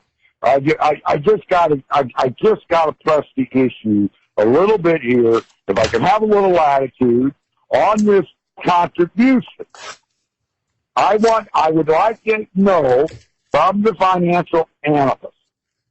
There has nothing been presented by the debtor or Robert Grace, Angela Jensen, or anybody that can refute the issue. Is it not possible? Is it not possible? I mean, let's look at the wide spectrum of things based on this situation of this case. Is it not possible that now that we have discovered a bank account that funeral funds are being funneled into, that's been concealed from this court, is it not possible that those contributions are actually funeral funds and not the funds of Robert Grace? Is it not possible that is a two-pronged question? So keep in mind my first prong. And is it not No, possible? Mr. Mize, you don't ask compound questions. One question at a time, please.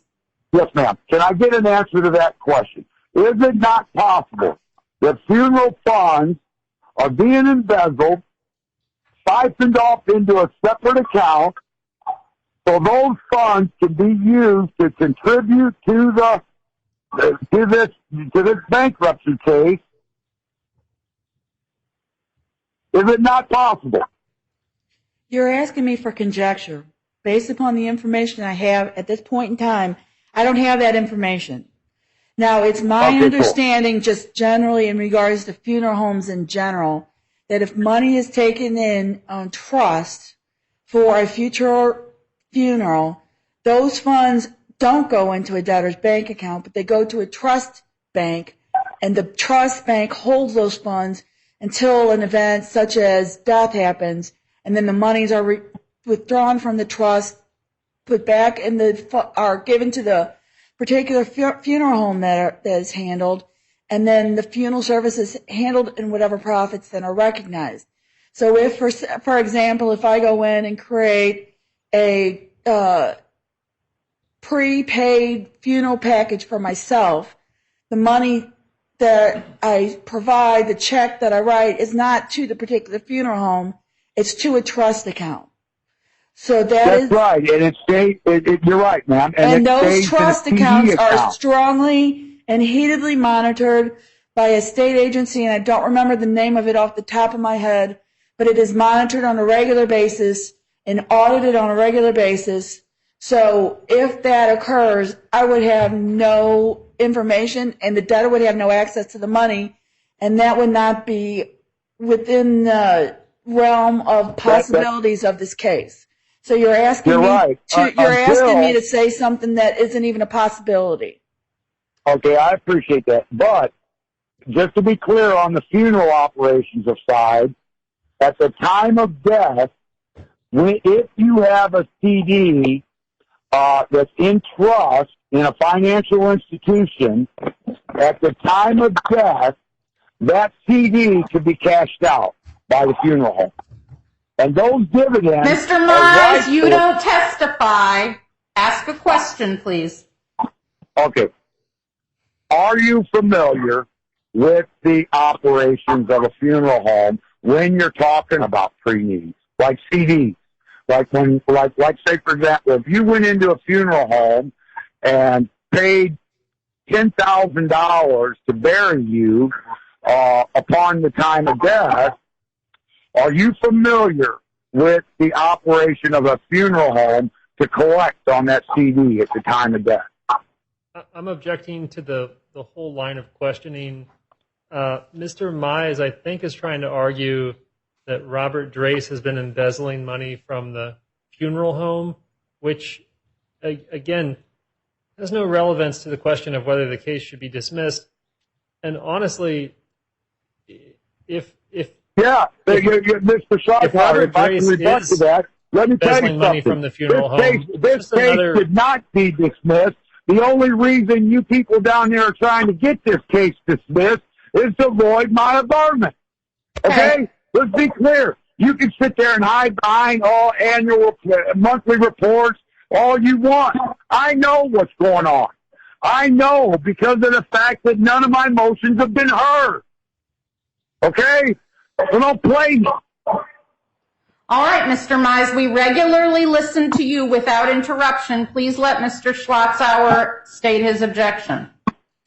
I am. The line of questioning is irrelevant because wherever Robert Drace got the money that he contributed doesn't matter. The fact is that the funeral home's cash flow would have been lower without this money. It doesn't matter if he stole it or if he got it from gainful employment. It's completely irrelevant where he got it. It's not though if you had the right management. And if it's not if you had the right management. Mr. Schlotzauer, I appreciate your input, but I have to strongly disagree because let's just say Mr. Mize, address the court and stop interrupting people. I'm sorry. I disagree with Mr. Schlotzauer because he's talking about a cash flow.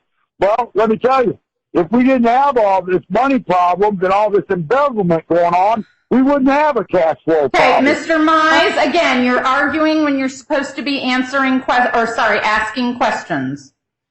Okay. Well, I'm just being clear about it. So let me ask this, Ms. Dorsey something. Since you said you talked to the U.S. trustee, probably once a month since this case has been going on, if I recall that right. Have there ever been any discussions about the fraud and misrepresentations going on in this case that raised a red flag? Those would be private conversations between Joe and myself that I don't feel comfortable saying are private conversations within the Department of Justice. Okay. Oh, wonderful. Okay, well then that leads me to my last question. Okay? This is very clear. This is a very transparent question. Now, based on your answer there, I can already tell there's been conversation. Okay? So, you're assuming something that I did not say. Well, if you don't answer my question, I can only assume there has been. So do you want to answer my question? Mr. Mize, we're not going to have a confrontation with the witness. Figure out what you want to ask and phrase your question, please. Permission to treat the witness as a hostile witness. Excuse me? Permission to treat the witness as a hostile witness. On what basis? That she's failing to answer my question. Objection. I don't even know if it's an objection, but hostile witnesses are for when your witness on direct starts to testify in a manner you didn't expect. So you can lead your witness on direct. You're already leading the witness on cross-examination, Mr. Mize. So Negative. A hostile witness can be treated as a hostile witness during any examination, whether it be by direct or cross. And what is your basis for that argument, Mr. Mize? Well, I've asked some real relevant questions here, and all I'm getting is objections from the U.S. attorney. That clearly shows me that they're hiding something. Okay? So, if everybody wanted to play fair down there, if you ain't got nothing to hide, you answer questions. You ask me a question because I've got absolutely nothing to hide. I'll answer the question without objection. That's how the law works. If you object to something, that means you've got something to hide.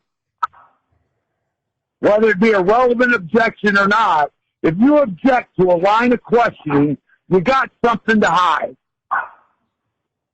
Well, now I'm going to ask the question. Are you, Miss Dorsey, aware of any investigation conducted by either? Now, mind you, the rules for trustees, I'm considering the rules. I don't know if you're familiar with them, but I am. The fiduciary obligations is what I'm talking about. Are you aware of any investigation conducted by either the U.S. trustee or the bankruptcy trustee in this matter? Are you aware of any investigation? Or are you aware of this? Objection, compound, confusing. I think it also touches on internal discussions, which would not be the subject of this hearing today. No. Your Honor, I beg to differ. It's a simple question. Since she's a financial analyst with the Department of Justice, I am sure she is privy to the information of knowing whether or not a governmental agency that's with the Department of Justice has ever conducted an investigation into the merits of the fraud and misrepresentations, in this case, that constitute bankruptcy fraud. That's what I want to know. Is she privy? Does she know of any investigation? Mr. Mize, my understanding is even if she was, she wouldn't be allowed to testify about it because that material is considered confidential government material. With being part of the Department of Justice. Well, you don't have to say anything. Mr. Mize, I don't believe she can answer that question. She's bound by confidentiality. No. Let me tell you something. They're in the third chain of command. They're right down the third chain of command of the Department of Justice. Okay? I know what the U.S. trustee's responsibilities are. And I'm just trying to determine, based on all his examination here today, trying to get this case dismissed or converted, why there wasn't no investigation. Okay. I don't think Ms. Dorsey can testify on that. Okay, very well. My understanding is those things are confidential. Whatever goes on at the U.S. Attorney's Office or the U.S. Trustee's Office internally as to any investigation, I don't know if there is or there isn't. I honestly don't know. But it would be confidential within that office. Not to mention if it was a discussion between Mr. Schlotzauer and Ms. Dorsey, that would be attorney-client privilege. I got you. Okay, well, I appreciate that. I thought it was, for the record, I wanted to ask the question. And just to see the objection, and just to see the comments of everybody, and I got them. Mr. Mize, conducting your examination that way is abusive and inappropriate. We do not just fire out questions out of curiosity or to provoke a stir. This is not A Few Good Men or some other Aaron Sorkin movie. This is real life, and we treat each other respectfully. And I'm treating them with respect. I am genuinely treating them with respect. I'm not going to treat them like a hostile witness. I have some lot more stronger questions than that. You can believe that.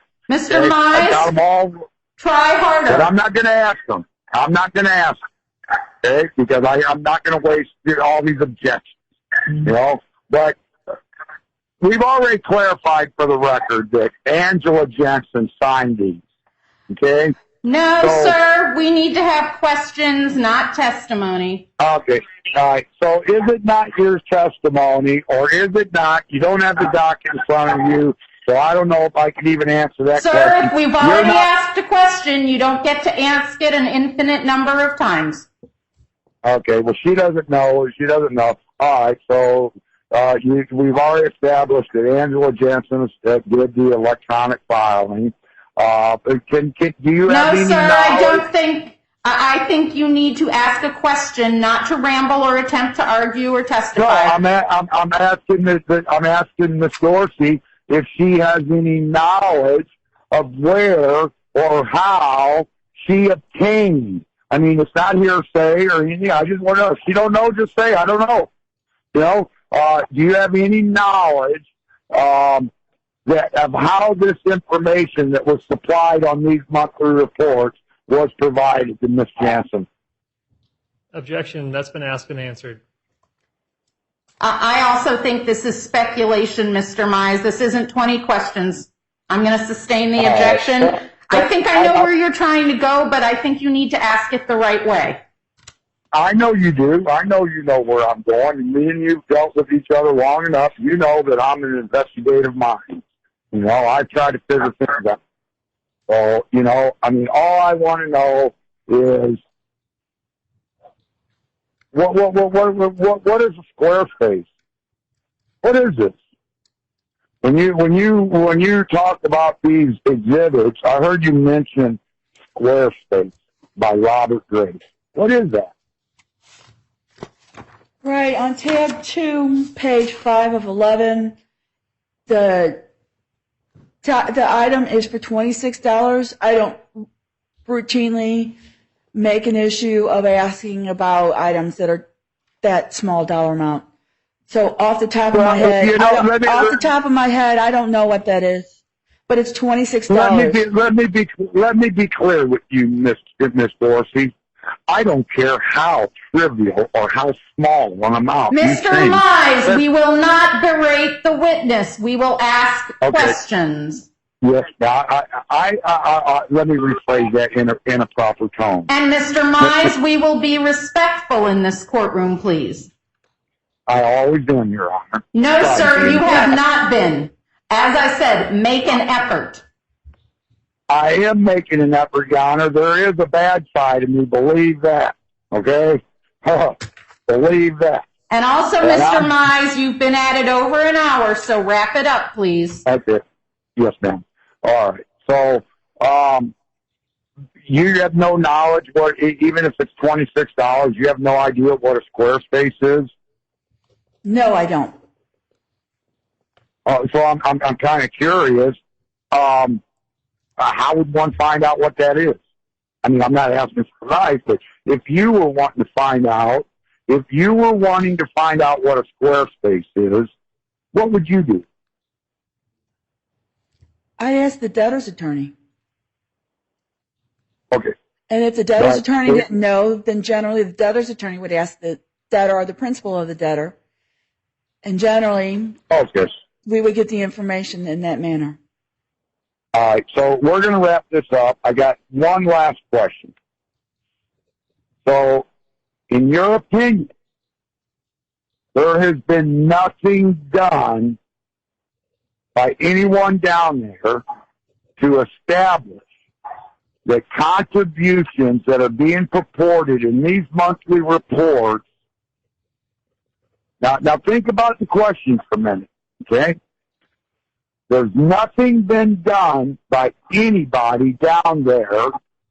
When I say anybody, I'm talking about the U.S. trustee or the bankruptcy trustee. Now, do I have a clear understanding that by the record, by what your knowledge is, that nothing has been done by anyone down there to establish the merits of these contributions as being purported by Robert Grace? Objection. Asked and answered. I'm going to sustain the objection. Okay, well, let me rephrase it. Then. I'll rephrase it. Who's the principal? Ms. Drace, Right. one more time, and you will be done today. That's what I was going to ask. So you're saying in repeated deals through your whole testimony, I heard Mr. Schlotzhauer say it countless times. I heard you say it countless times. Contributions by Robert Grace. So who's the primary principal of this debtor? Objection, Your Honor. I think that's been asked and answered as well, and I think it calls for a legal conclusion at this point. And, No, who's Well, it? no, how do you say that? How can you say that, Mr. Schlotzhauer? I mean, Your Honor, I'm sorry, I shouldn't address him. How can he say that, Your Honor, when I've asked who the person behind the debtor is? I can't get that answer. The only answer I get is that Robert Grace was present at the 341 meeting or at on certain occasions when she's talked with the debtors of counsel. What we need to do is isolate and figure out who the principal is. Who are the principals? Who, better yet, are you familiar with owners? no, Mr. Mize, we're not going to have these lengthy discussions. Ms. Drace. No. Matter jurisdiction. Ms. Drace, you have been cautioned multiple times. They can't even tell you who the principals are. Ms. They're saying they Drace, don't even know. I just want to know who the How's the principals company are.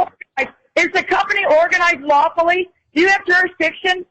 Is there subject matter jurisdiction here? Before we're wasting hours of time here. Right. Is there subject matter jurisdiction? And that's what I was trying to establish. I mean, who's paying for my time? Who's paying for my time to sit here?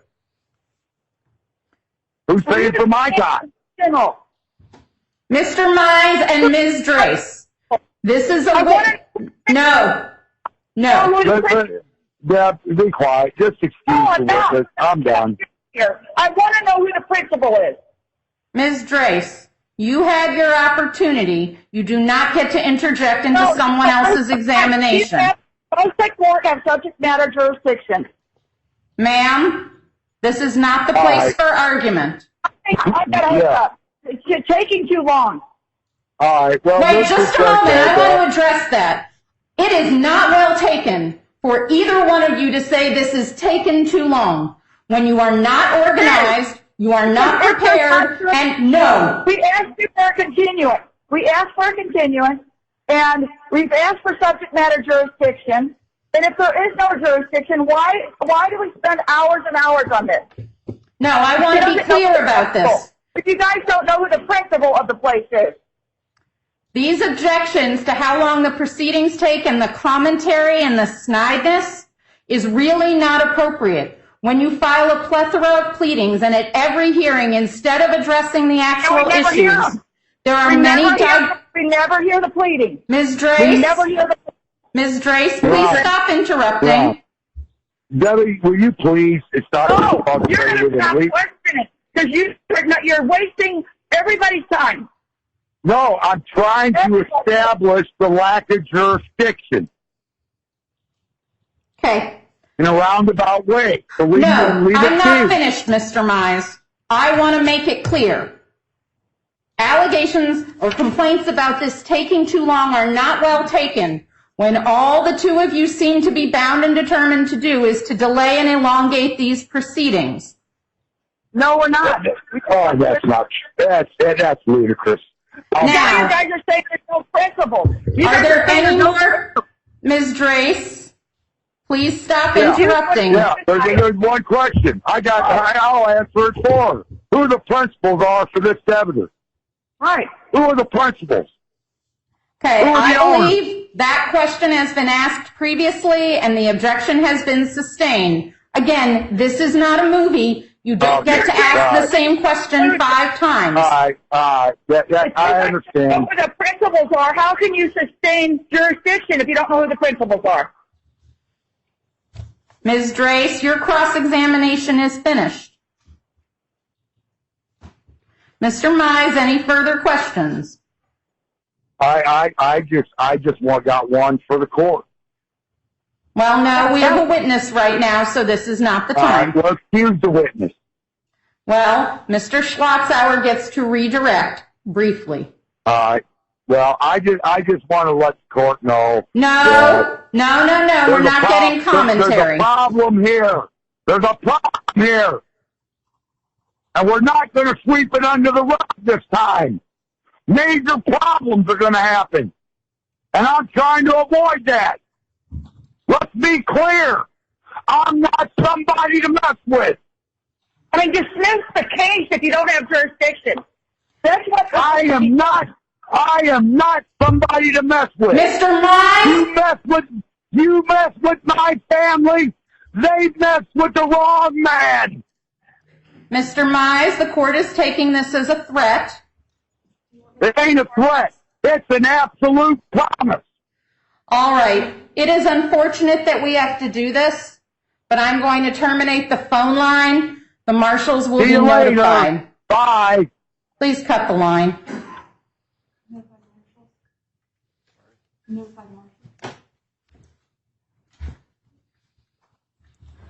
All right, we have had to cut the phone line.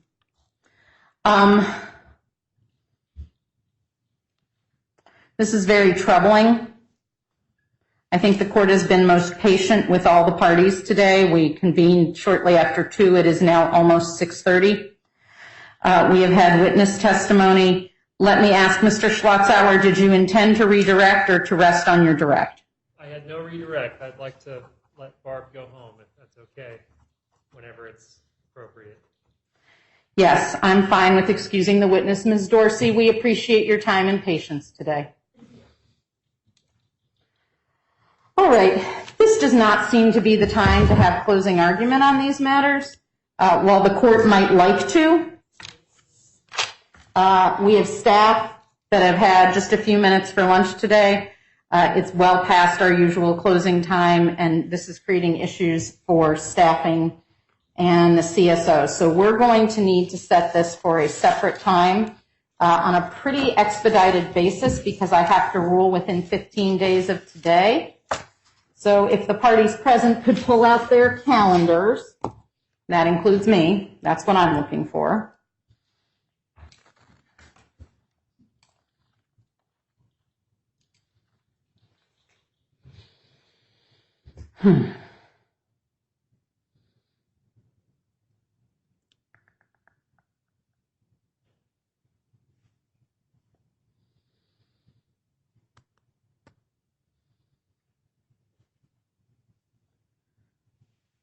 And I would prefer to do this week as opposed to next so that the court has time to rule.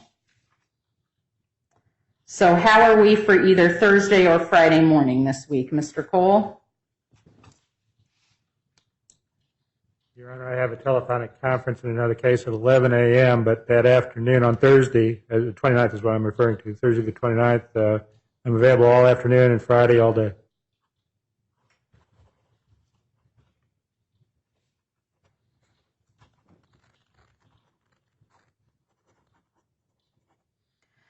Mr. Schlotzauer, your availability? I'm available any of those times. Mr. Drace? I am not available next week.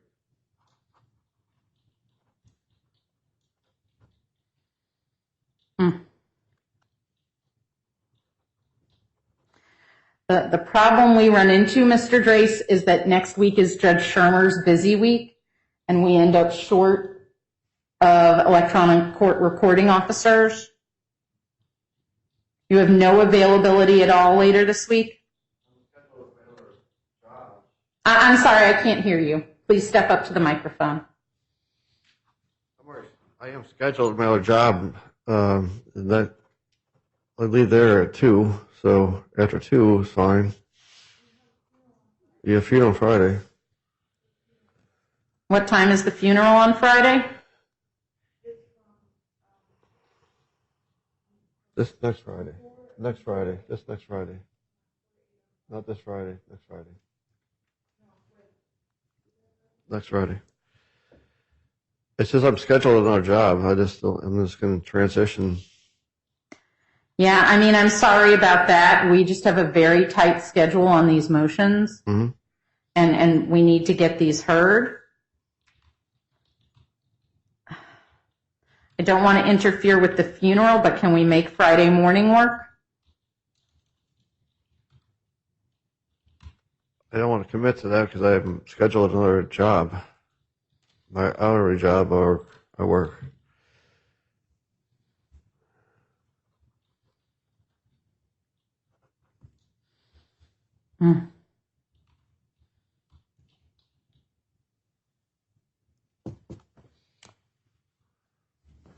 Give me a minute. Let's see what the calendar shows for the other judges. Do you?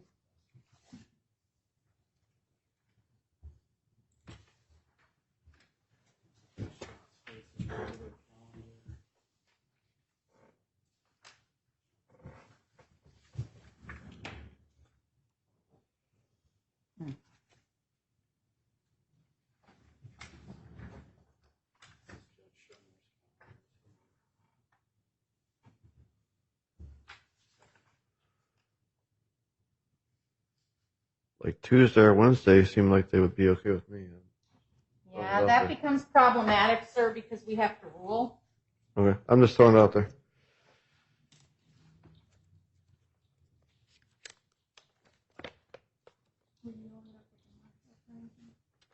I have not contacted them yet. Judge, I'm going to sit back there and actually email Adam really quick. Thank you. Thank you, sir.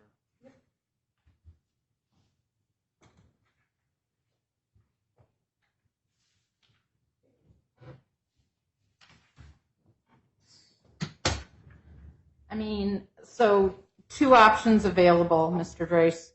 One is I can make the morning of May 3rd, which is Monday, work, or let me put out there, if you have no objection to the dismissal of the case, and that is your position of record, we can note that for the record. I just can't wait until the middle of next week and then get a ruling out in a prompt fashion.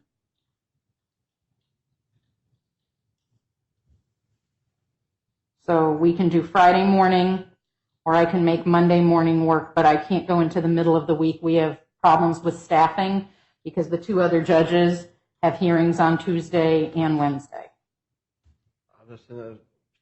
This is, I mean, do I have to attend this court? Well, there's no show cause for your appearance, and I'm not aware that you're listed as a witness. My understanding is that you did not file an objection to the motion to dismiss or convert. I'm in favor of converting. I'm sorry? I'm in favor of converting, not dismissing.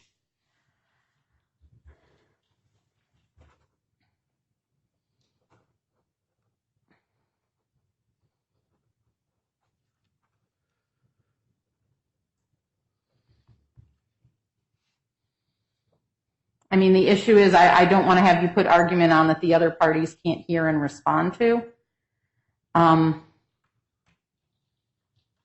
Is it possible to have you telephone in? Not until after 2 o'clock on the rest of this week. After 2 I can.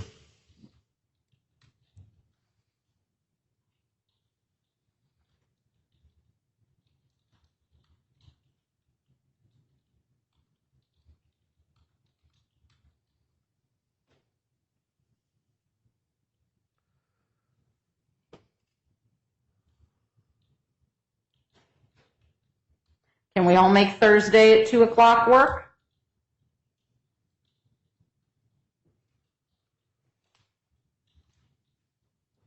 Yeah, for Washington Damie, that Thursday at 2 o'clock works, Your Honor. I'm sorry, Mr. Cole, I could hardly hear you. Mr. Drace, if you could step back. For Washington Damie, 2 o'clock on Thursday would work. Mr. Schlotzauer? That works for me, Your Honor. All right. And Mr. Drace, you can be there at 2 o'clock? On the telephone, yes. Okay. And then just as a fair warning to all the parties, Thursday there is a Cardinals day game, so plan your parking accordingly. I don't know what the situation is under the current environment. So this court will enter a very brief order on the docket. Mr. Clear can enter that on the docket. We will continue this hearing to Thursday April the 29th at 2 p.m.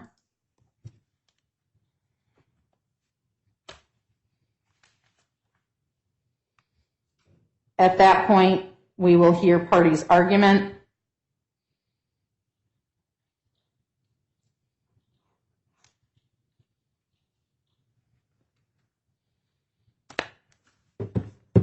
And see where we stand at that point. Mr. Clear?